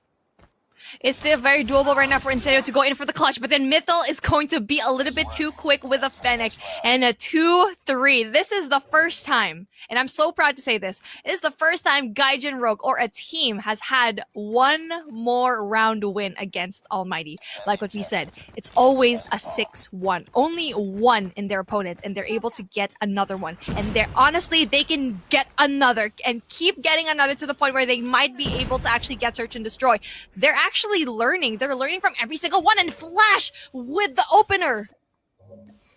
This is why I say they most definitely have won my respect. They most definitely have won the respect from all of CODMunity. This is the squad of Glowy, Mickey, Kaso, Mythil, as well as Flash. You best not forget those names, because they'll continuously go in for the slices. Mythil catches Irfan J from the back, and this is the 4 versus 2. Almighty once again on the back foot. They have to play catch up. Glowy gets spotted, Heaven with a heavenly slice onto the DLQ, and let's see exactly what they will go ahead to do. The bomb can now be picked once again right up, but we have got Insane Dio guarding it. This is absolute insanity. Insanity. And even though that the numbers advantage are going to be for the side of Gaijin, just like that, Heaven can bring everyone down from Heaven to the ground and falter just like that. A 3-piece for Heaven already, bringing it into a 1v2 situation. Oh no. Come on. Yep. That was great. Almighty, you can try and you can hustle, but when the headmasters step in, everybody sit down and stay silent. Let's see exactly what the Rogue students will be able to pull through in here. The Gaijin brand has most definitely been known once to challenge the absolute norm, and Almighty might just end up being the absolute norm of Singapore that they want to challenge and change. Flash stepping in with the Fennec, but unfortunately, even Flash, lightning speed, the speed of light, cannot function better than Heaven snipes. It's because it's just raining bullets up in Heaven, and you can't even see him. You can't even know the angles that Heaven has already in this map. That's why they love this, just because there's so many cheeky spots. And even though they're going to be down a lot of those people, they eventually slice it up in Heaven, finishes the job, and it is match point right now, AJ, 5-2. This is absolute domination. You stomp the ground, you stomp your opponents, you don't give them any chance ever to rise back up, and the Almighty looking to do exactly that. 2 games back to back. Let's see exactly how good the students are. Gaijin Rogue, you are right. They have been learning. They've been learning all through this journey, but this is not the time to learn. This is the time to perform. But unfortunately, it is the headmasters that they go up against, and knowledge just runs deep. Alif slicing down onto Flash. It's a 5 versus 4 situation. Make that 4 all. 5-2. Almighty's opportunity to close this off. But then, no, with the Karambit slice, Alif should not have won that. Oh, that was very unfortunate. And Mythil again with the over-aggression. I'm not quite sure why they keep going in for A, knowing very well there's going to be Alep over there. That was very unfortunate to see. And you can see that they're going to be split up. 2 in B, 1 in A, and it's not going to be a situation where you want to be just because Almighty is going to be having that man advantage. Kaso being a little bit too aggressive with the sniper. Yeah, beautiful anticipation, but unfortunately for Kaso, the headmasters are the ones who came up with that gameplay in the first place. So the students not able to pull it off against them. Glowy trying to shine bright, but unfortunately for Irfan J, he can take his little baseball bat and go back home. Here comes Glowy to take that melee kill, but unfortunately Glowy learns the very hard way. Don't try the tricks that the headmaster taught you on them. And the defusal is going to be coming down, and eventually the end of Search and Destroy. Game number 2 goes to none other than Almighty. And the reason why there's such a solemn atmosphere right now is the fact that we knew that Gaijin was trying. We knew that they were learning, but like what you said here, AJ, you can't just keep learning. You have to apply everything. And right now, they're at such different stages of their career. And now we can really see the experience pull through for the side of Almighty. A really dominating start. But again, we will give credit to Gaijin, of course, because they were able to pull 2 rounds for Almighty, something that no one in this tournament actually was able to do. So that's a good thing, but they need to restart everything all over again just because domination is going to be coming up and their last chance to be able to pull through and become the champions of Singapore. Absolutely. And by the way, as to how the headmasters have been looking so serious, can we get a hashtag headmasters in the comment section, ladies, gentlemen, boys, girls?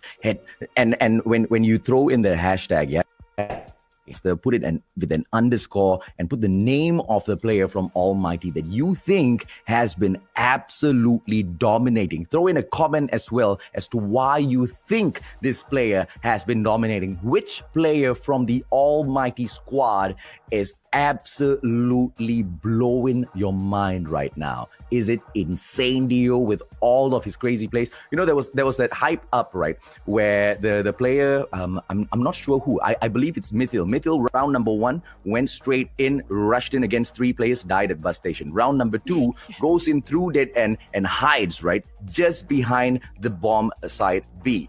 And what do we see happening here? It is Insane Dio, knowing exactly how to flush people out, throws a grenade, forces Mythil to panic. Mythil already panicked round 1. This was round number 2. And after Mythil thought that, okay, if I play this game, I'm going to catch them off guard. Insane Dio, he was just laughing throughout that whole match, thinking, no, son. This is how you play that strat. Oh, you guys are trying this? No. This is how we overtake you when you play that strat. And at the end of that game, the melees just started popping up because the headmasters came to understand that the students tried to skip one too many classes. They skipped a lot. They honestly, the brilliance that we saw in those past Search and Destroys, sadly, we weren't able to see them pull through over here. Just because they kept on pushing. Individually, we kept seeing Flash, Glowy, and Mythil push without even checking if anyone was going to be there. Like what you said, someone went up and honestly, there was 3 players of Almighty there just in the corner. They were just like, why is there someone pushing you? Just, just kill him. Go kill him. And that's what happened. And a lot of the time, we saw Flash versus Alep. Yes, there were times that Alep actually lost a gunfight, but for some reason, it's just Flash kept on going and doing the same plays over again in the same areas where Alep was already, okay, you know what? Flash is going to be here. I'm going to be taking him down.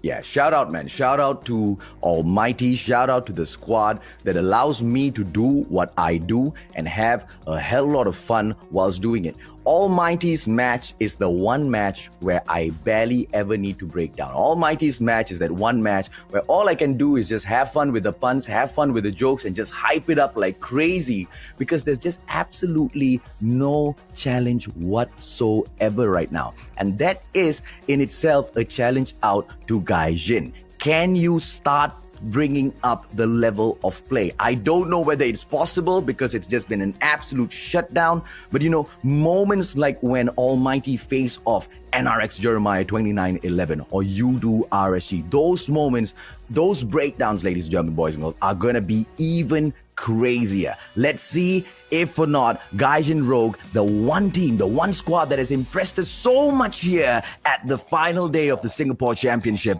will be able to make a reverse sweep and push us into match number 4. This is where we can see brilliance for the side of Gaijin if they can actually be able to pull it off. Just because they've lost 2 matches, they have 1 more. This is not the end for them if they choose to. And this is going to be a really great positioning right now. Gaijin is going to be able to get rid of everyone in launch base, getting that 2F, and basically having that spawn control over for the side of Almighty. And still, not going to be a lot of things going on here. It's going to be honestly the fight right now for that 2F in launch base. And Irfan J seems to be like he's winning everything. The day is way too young. Ladies and gentlemen, boys and girls, I need your help. I need your power in the comment section. I need you to give all of that strength to Gaijin Rogue to fight back, man. I want this to get pushed into match number 5. I want them to succeed. I want Almighty to fall and push us into series number 4 of the day. A double grand finals on the final day of the Singapore Championship. Gaijin Rogue deserves it. Almighty sure as hell deserve all of this highlight time for their reels. So let's go, Gaijin Rogue. Let's see your hashtags in the comment section. Bravo almost getting picked up, but the shutdown will still remain through. This is just so hard to get a control of me. Gaijin Rogue was able to actually stop that push from Charlie and really having that cleanup. Now, that was going to be very essential for them, knowing very well that, honestly, Almighty was going to be going for that ace split, the one that Gaijin Rogue always does. So you know what? It's not going to be that for them. They're going to be able to read that. But at the same time, Almighty also knows that they're going to be going for A, and that's where they're going to be heavily defending it as well. So it really is that fight for Bravo, or if they can even go in there for the cleanup and eventually go into that AC split. Once they do get that AC split, best believe you're going to be seeing players going and charging over all the way into that Bravo side. But you can see here, Almighty is just going to be fighting that contention into a power position here in 2F launch base. After so long, after 2 matches, we finally see an equal battle between Gaijin Rogue as well as Almighty. The strats of takeoff being played to perfection. Why? Because of map vetoes. Because you play to your advantage. This is something that Gaijin has already anticipated. This is something that Gaijin wanted so badly. It was an educated guess that Almighty might not have mastered takeoff just yet because they are so fixated on seeing exactly what they could see in the past competitions. And that educated guess has gotten Gaijin up to 39-40.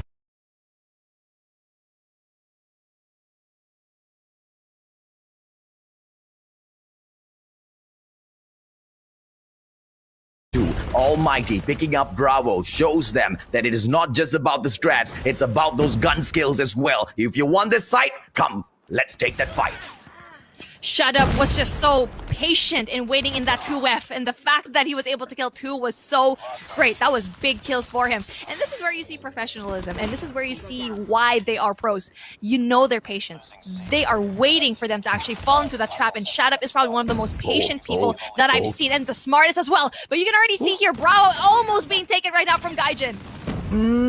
Almost being taken over, and look at that, ladies and gentlemen, boys and girls, that sentry gun being placed right over Charlie for a triple cap. And as that sentry gun was placed on that point, it was absolutely nowhere in the hands of Almighty. This is just perfection coming out from the headmasters onto that 75-point mark so early on. Gaijin Rogue was given the opportunity, but they just did not take it. 49-75. This could just be the final of the grand finals. The power positions was just always occupied for the side of Almighty. It's 2F launch base. It's health center in that 2F as well. They're going to be having that verticality that we'd like to see here in takeoff. Not only that, they even also have 2F in lounge, and that's why we saw such an easy triple cap already. And now the AC is going to be obviously taken by both of these teams, but they need to make that extra effort. Gaijin needs to make that extra effort to actually go in there, move to Charlie, and you can see here the 4-man push heading on over into Charlie. I need to point this out. Look at that beautiful play by Insane Dio. He clears out the herd first, whilst the rest of the team members from his Almighty squad wait for his word. And the moment he gives them his assurance that it has been cleared, they move in one fell swoop to pick Bravo up. This is the prowess of Almighty. This is why they stand as the brand in Singapore. Bravo prevention will come through. Predator missiles getting dropped in as well by Shut Up, shutting up all of the players from Gaijin Rogue. 90-60, and all of a sudden they pale in comparison to the almighty brand of Singapore. Gaijin Rogue was just a little bit too reluctant to actually go in for that Charlie push, and that really severely impaled them. They weren't able to utilize all of their score trees, and we even saw Glowy with a death machine. That could have been a really big assist for him, but then for some reason, their confidence is just really going low, and they can't push for a site with, with the confidence that they need to win all of those gunfights, and Almighty has the situation. They have everything down. They have everything perfect, and then this is the push that we need. Finally, that Charlie push right now coming in from the side of Glowy and Casso. Yeah, the confidence that they need, and they're doing every single thing right. And in order to push through, Casso needs to be able to do way more than that. But against the Death Machine, he is absolutely nothing. Gaijin, 1-2, 276. They need to hustle right back up. Incendio has had this Death Machine in his hands for so long now. This is absolute insane plays from this insane player from Singapore. Singapore, Lion City representing Incendio with Almighty going in for the perfect donut to be served up to Gaijin Rogue. Is this the perfect donut streak at the Singapore Championship? Almighty looked to deliver, and that one final second where Charlie was about to get lost, and Incendio steps in, gets it done. 130 to 85. Gaijin Rogue. I feel bad. Heaven just wrecked the play. They could have had that AC flag, that capture that they really needed to have, but no. There's always a shutdown. There's always a plan B, a plan C for the side of, God. Almighty is just godly right now with the way that they're playing every single time, and they were able to stop it. And a while ago, I actually want to talk about what happened. They tried to go for AC, and there was a sentry gun in that balcony over in Bravo, and it just basically stopped that Bravo push as well. And here we go. AJ, the win is going to be coming here. Yep, Almighty gets the slice. What a way to pass the donut on.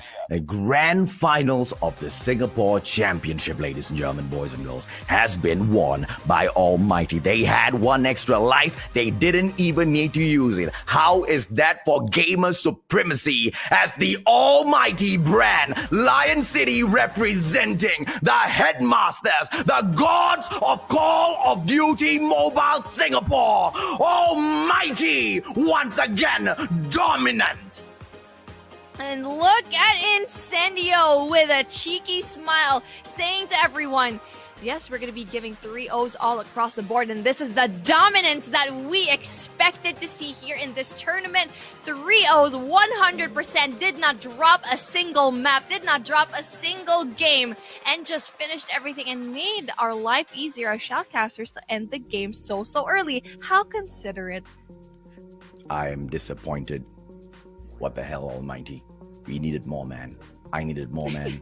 I mean, so much more, man. But I understand, right? I understand exactly where Almighty is coming from, because they have something to prove.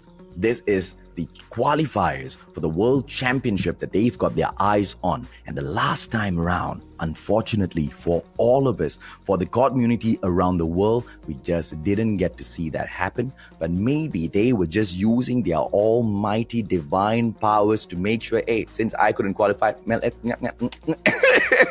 this is round number 2. What a beautiful boon from the heavens that has been handed down to the squad Almighty. But now this is just a first step in a very, very, very, very long and arduous journey ahead of them. Almighty really want this win.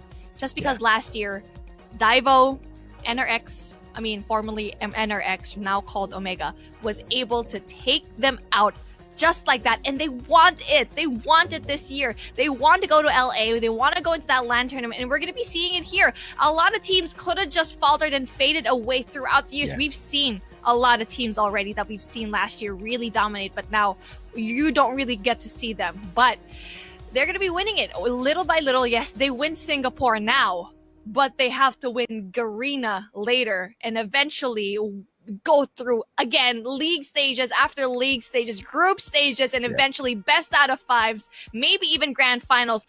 With the way that they're playing now, it's very possible for them to actually achieve. That's most definitely true, Beef. And here's the craziest thing. the whole day, I've been hyping up Gaijin Rogue because they have been just so perfect. Let's bring on the post-analysis of this match, which we will not break down any further. There was nothing to break down in that match. There was no strategy that we need to tell you exactly how perfect the team of ALMGHTY were, because in game number 1, it was all about the mechanical ability. Now, we've seen Gaijin Rogue at standoff before.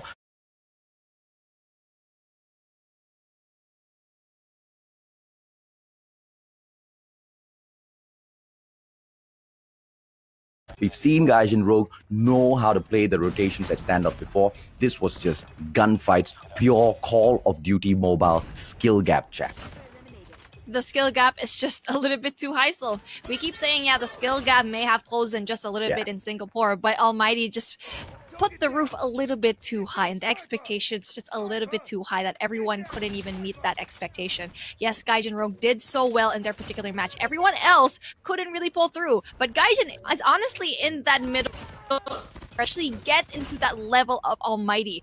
They've gone up against Impunity, they've gone up against Cloud, and they were able to go it in such a dominating fashion. And right now for Gaijin, I really want to break down what actually happened there in Takeoff, because they really tried to go in for the push. There was a one point in that matchup where they went in for that AC, got it, and then, you know, you're not going to be having that for a long time, obviously. That's only going to be a distraction, but ALMGHTY knew that. They set up a sentry gun in Bravo. That ended everything. That sentry gun on top of 2F Lounge just ended every single push that Gaijin actually had. And this was the weakness of Gaijin for the first time that we have, never even thought of seeing. They didn't go in for the split. They didn't go in for the distraction at Charlie. They continuously pushed on to Bravo, although the sentry gun was there in anticipation that they might be able to take it out. But if you don't have, any of the heavy artillery on your side, that was just a losing battle, right? And once again, there's just no better way. Students most definitely have learned so much more from the headmasters, just as they thought they knew everything. Everything was by the book. Everything was just great. And you know what? Now that we're talking about greatness, let's talk to the man himself, the man that brought greatness in this competition. The man himself, the insane Dio, the captain, the El Capitan of ALMGHTY. We're going to be seeing him. We're going to be interviewing him in just a little bit. So let's bring him out for now. Hey, what's up, Insanio? Honestly, like when you were in the comment section a while ago, I was like, okay, this man is up. This guy is just having fun. And honestly, you guys made such an amazing play. You guys had the sweep 100% for every single game, for every single map. And it's just crazy, the performance that you guys brought to us in this tournament. Yeah. Everything just set it so easily for us. Yeah. Everything. Absolutely, man. Absolutely. Congratulations, Incendio. Congratulations to your whole squad. Dude, I've been so curious, and this is my opportunity to ask you all of these questions. I'm sorry, producers. You guys are going to give us so much of time to do this. The day has ended so early thanks to the ALMGHTY. So I think we've got a lot of time for this interview. I hope you don't mind at all, Incendio. I want to break this down to 3 parts, right? Duty to your family, man. Some say that games are an absolute waste of time. Now, being Asian, I was brought up to understand that if I was not a doctor, lawyer, or engineer, I'm a failure. Have you encountered a similar situation like this? Yes or no? And if you did, how did you overcome it? To overcome it by, I did personally have all these, like, people will judge you, like, oh, you're a gamer? Are you gonna earn money like this and stuff? Yeah, but you just have to prove them wrong, I guess. Yeah. And most go on the global stage and prove them wrong. $1,000 by playing a mobile game. I think that's most definitely proving them wrong. Well, good on you, Beef Mommy. You got a question for our Incendio? Yeah, most definitely. You guys have been in the scene for so long. What makes ALMGHTY such a solid group of players without having to shuffle around all of your players? Just because you've been solid for all of these years, been always consistent. What is kind of the secret formula to actually keep the team solid, not just with playing the game in COD, but being a family? Like, as a team, you guys need to solve your problems together. So every team will face every issue. So I have fans coming to me asking, like, if our team have arguments, what are we gonna do?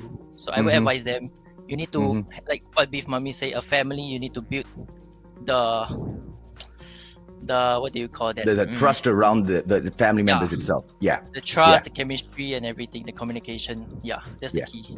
Absolutely, man. Love it.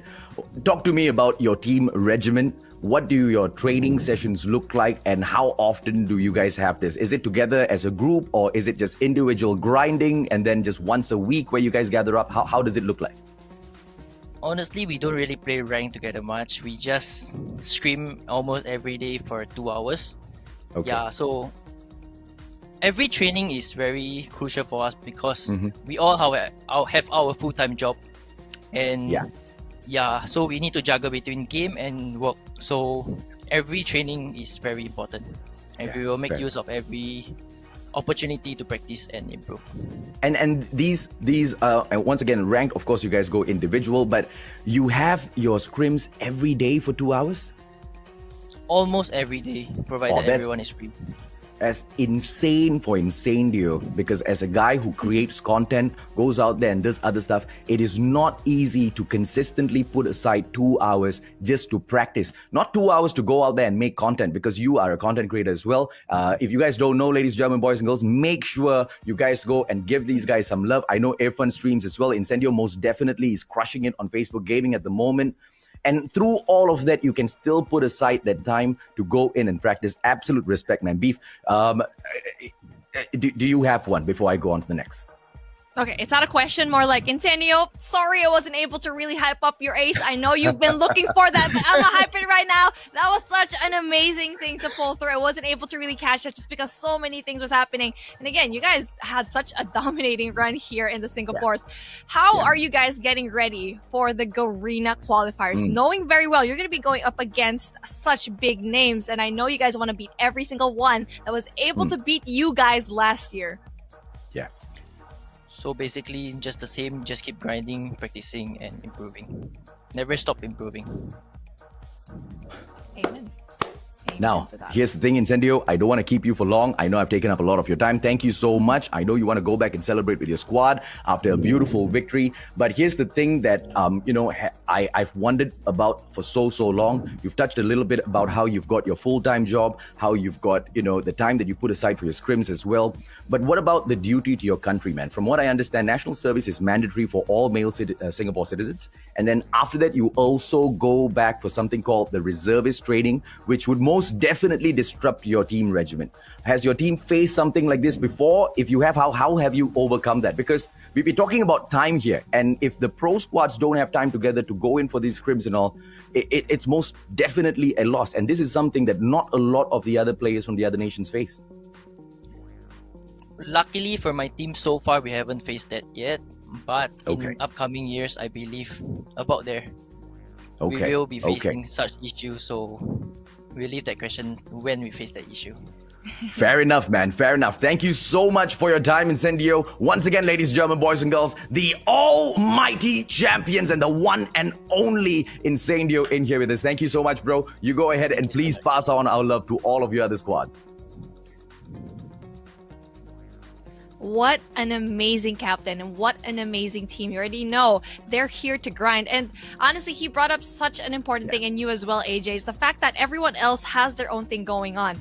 Gaming has been such an integral part of every single person's life here, especially for everyone watching, that it's going to be an interesting time of our lives where gaming is actually going to be considered as an actual job. Everyone here, the production, even the casters, I never would have thought that I would be casting as a career, as my primary source of income. But this is where we stand. Even these players, they're going to be grinding because of that prize pool. Is going to be so important for them. Every single hour, every minute that they're grinding is going to be worth it for the point that they actually get the win. And this is where they're at. Almighty is a true testament to that fact. All of the top teams are a true testament to that. And especially going into the World Finals, it's going to be such an amazing moment.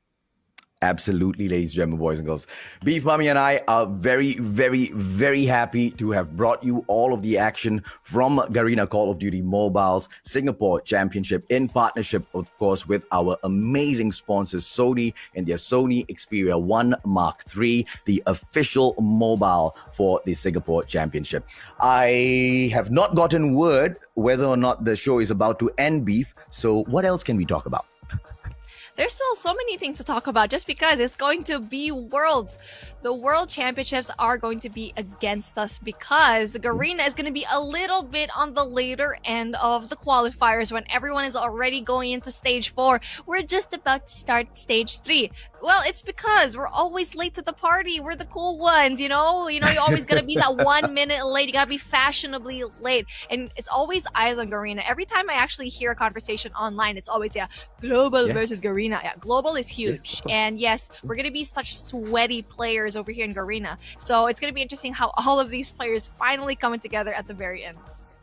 LAN party, LAN competition where everybody is in the same place at the very same time. Garena players will most definitely be looking to stomp their presence into that international scene, like they most definitely have been doing within the Garena scene itself. I most confidently believe, since I'm not as popular as Beef Mommy just yet, I'm not biased when I say Garena is better than the rest of the world, ladies and gentlemen, boys and girls, because we have the most dominant squads of them all. And of those dominant squads, here is the MVP of that absolute obliteration of an amazing squad of Gaijin that we just saw. And here we go, the MVP of Almighty. It's going to be Shut Up, and it's not going to be surprising that it's going to be this man over here. He's been stepping it up every single month, every single time. We've seen this player grow into the player that he is today. 24.5 average kills, 15 average deaths, 6.5 average assists, and with an average score of 3,455. He just gets better and better, AJ. Hokage, shut up. Shutting up everyone since day one. Ladies and gentlemen, boys and girls, the gods of Call of Duty Mobile Garena for Singapore have once again proven their worth. They have been the dominant brand, and they will continue to be the dominant brand for a very, very long time on their own country's side. But when they step out there onto the battlefield to face off all of the best from Garena later on for the world qualifiers, ladies and gentlemen, boys and girls, that will be the true test. Let's take a quick look at the brackets once again, Beef. Break it down how things started off from day one and ended up on this glorious grand finals day. It was such a fabulous start. It was really great. The energy was high. 8 teams all in all. We got Cloud, Esat, Code Red, Six Ducks, NATO, Almighty, Anything, Gaijin, Rogue, and Impunity. And they were able to really just bring it down into our upper bracket round 2 where we saw Cloud, Esat, and Almighty just take it down. But then again, you already know Almighty is going to be giving the donut every single time, where they were able to finally pull through into that upper bracket final, sitting very comfortably, just watching everyone from up in the heavens. But then we're going to be starting day number 2 with a round number 1. NATO and Impunity actually didn't really quite get that, especially they were up against Gaijin, Rogue, and Impunity. So Code Red and Anything, very, very early exit, but like what we said, it's going to be double elimination. So 4 teams had to say bye-bye yesterday, and we saw Gaijin, Rogue, and Impunity really just battle it out. But unfortunately for Impunity, Gaijin Rogue was just a little bit too much. Eventually, this leads us to the story of today. Gaijin, Rogue, and Impunity just didn't really get to see that really quickly. And Cloud Esat as well was able to pull through, but not quite, as Gaijin Rogue really gave that 3-0 as well. Yeah, unfortunate for Gaijin Rogue. We have to also acknowledge that they had to take 4 grueling back-to-back series, and at the very end of the series stood the biggest boss of them all, the Almighty, the headmasters, where they learned how to play Call of Duty Mobile from. This is just an absolute stunning performance from the Gaijin family, but it's just unfortunate with the way things have ended. I wish to see more from them, Beef, and I wish to see them conquer all of the competitions that are before them. But for the time being, Singapore, the all of community within Singapore will be rallying behind their kings, Almighty. Gaijin Rogue did such an amazing round, an amazing matchup, and like what you said, it's going to be that 4 matches back to back, really having to see the big boss himself. And it's probably the first time we heard for Gaijin Rogue, they were probably like, hey, why am I hearing boss music? And then Almighty just swept in with that 3-0. And speaking of the champions themselves, they have 10,000 Singaporean dollars. That is a lot of cash monies. But right below them, first runner up, Gaijin Rogue, that is 5,000 Singaporean dollars for you. That is a lot of money as well. Not as much as 10, but at least you don't come out empty-handed. So speaking of not coming out empty-handed, all these 4 plays that we saw here today, Impunity and Cloud Esat, is also going to be able to get some money. Cloud Esat with 3,000 and Impunity with 2,000 Singaporean dollars. So kids, the next time your parents turn around and ask you, do playing games bring money? You say, hell yeah. Look at that, man. 10,000 Singapore dollars. And this is just the first step. This is just the very, very first tiny step to a long, long journey that the team, which has been just preparing for this moment over a year and a half. The almighty Lion City representing Shut Up, Ian, Incendio, Alip, Irfan J, as well as Heaven. The one brand that never fails to deliver. You see the money stacks behind you in this graphic? Yeah, that's pretty much them by the end of this tournament right now. Not only that, they get to brag to be the champions of Singapore. Not only did they give such a dominating performance, but then they're 10,000k richer than everyone else here. And you know what, like what you said, if gaming brings you money, you say hell yeah. I feel like someone should make that into a meme, please, because you said that in such a low tone, and if you see a child saying that with your voice, I would be absolutely terrified. Well, one day, ladies and gentlemen, boys and girls, maybe if you shout as much as me, you'll get my voice, right? Because this is just a voice of a guy who's just lost his throat. His throat has gone off on a holiday. Almighty has sent down their almighty lightning, thunderbolts and all to strike. But we are ready for more, yo. We are ready to hype this all the way through. I am disappointed. I wanted more. I wanted that to get pushed into match number 5. I wanted that to get pushed into grand finals number 2, match number 4 of the, series number 4 of the day, and go all out. But unfortunately, the almighty, they didn't want to waste much time to show who that dominant brand is. Now, all of you have been waiting for something. 4 lucky people have gotten their comments picked here, beef.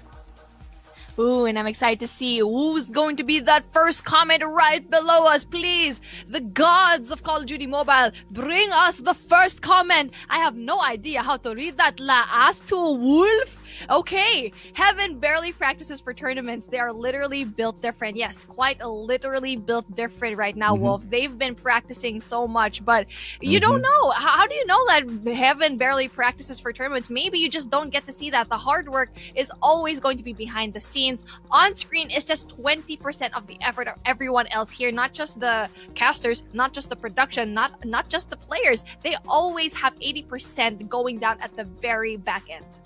Yeah, this could potentially be a personal friend of Heaven. Thank you so much for sharing that with us, buddy. And, I do agree with you, right? That's why I brought up those points as to, national service and the time that they spend apart and how do they go in for their practices and all. Because I've known this for a while, that the squad just doesn't really grind it all through because of exactly what Incendio said. They've all got full-time jobs that they need to go in and pay attention to. And then comes family. You guys know how it is. And then you want to go and invest all of that time into a mobile game.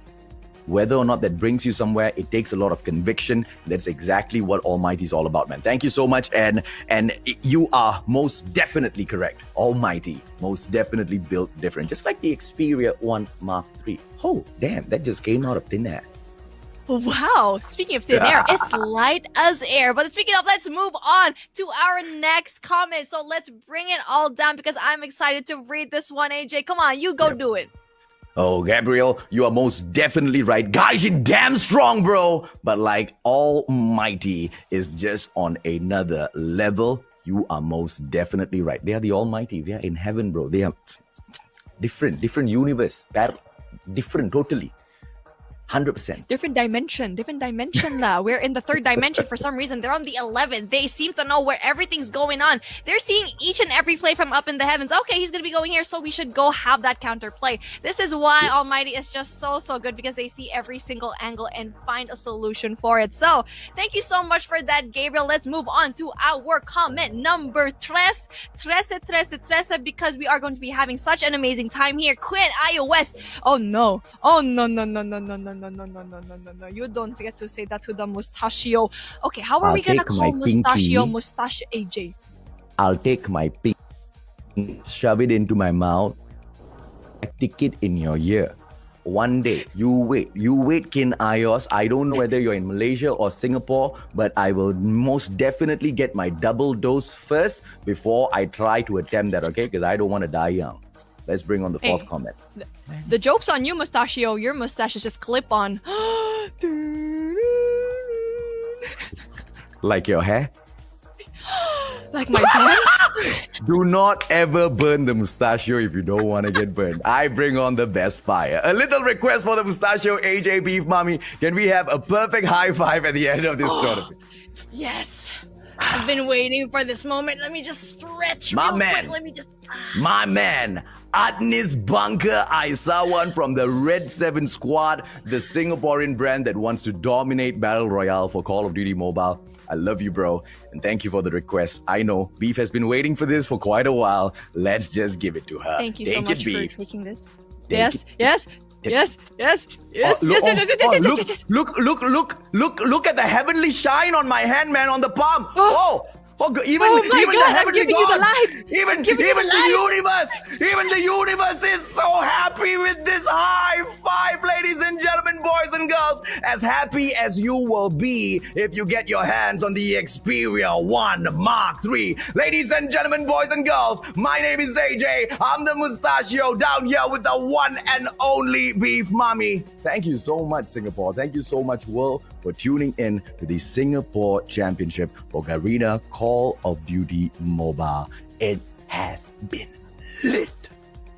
It has been more than lit. It has been on fire. It has been obliterated into ashes just because of how great Almighty it has been. And speaking of Almighty, I feel like Almighty needs to get a hold of this amazing phone, the Xperia. Sony Xperia 1 Mark III, of just how light, how heavenly, how insane it is as a phone. Not only will it give you the best frame rates while you're playing Call of Duty Mobile, it will be a great phone for everyday usage as well, and have the best camera setup for sure, because it is a Sony. Qualcomm Snapdragon, 186 grams, 4K HDR OLED, 120 gigahertz refresh rate. Mobile gaming, some of those terms, most of the time we only used to see with great graphic cards, PCs, gaming PCs, and now all of that in this tiny little device. Sony, you've come a freaking long way. Not buttering you guys up, don't worry. I don't need the sponsorship. One fine day, I will invest myself into getting a Sony cam as well. Because this stutter and jitter, I know, I understand later. Okay, we'll get rich soon. Ladies and gentlemen, boys and girls, once again, my name is AJ. I'm the mustachio. Thank you, man. Thank you so much, Beef, for joining me and bringing all of the hottest action for these greatest of community. You guys take care. We'll catch you at the Malaysian Championship.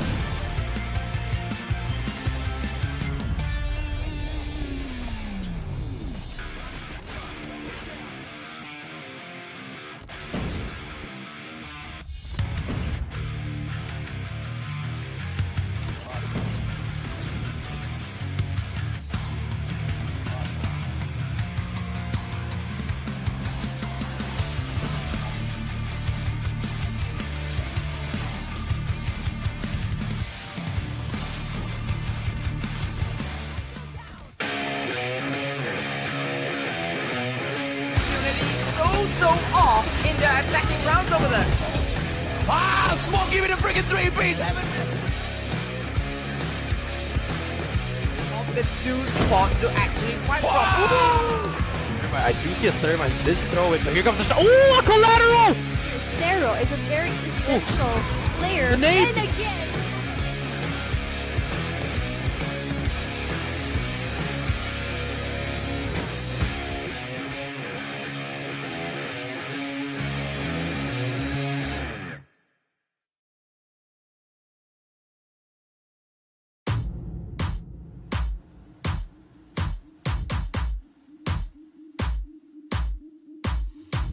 They talking about me cause they never been relevant. Haters will copy, but I'm never done stunting trick.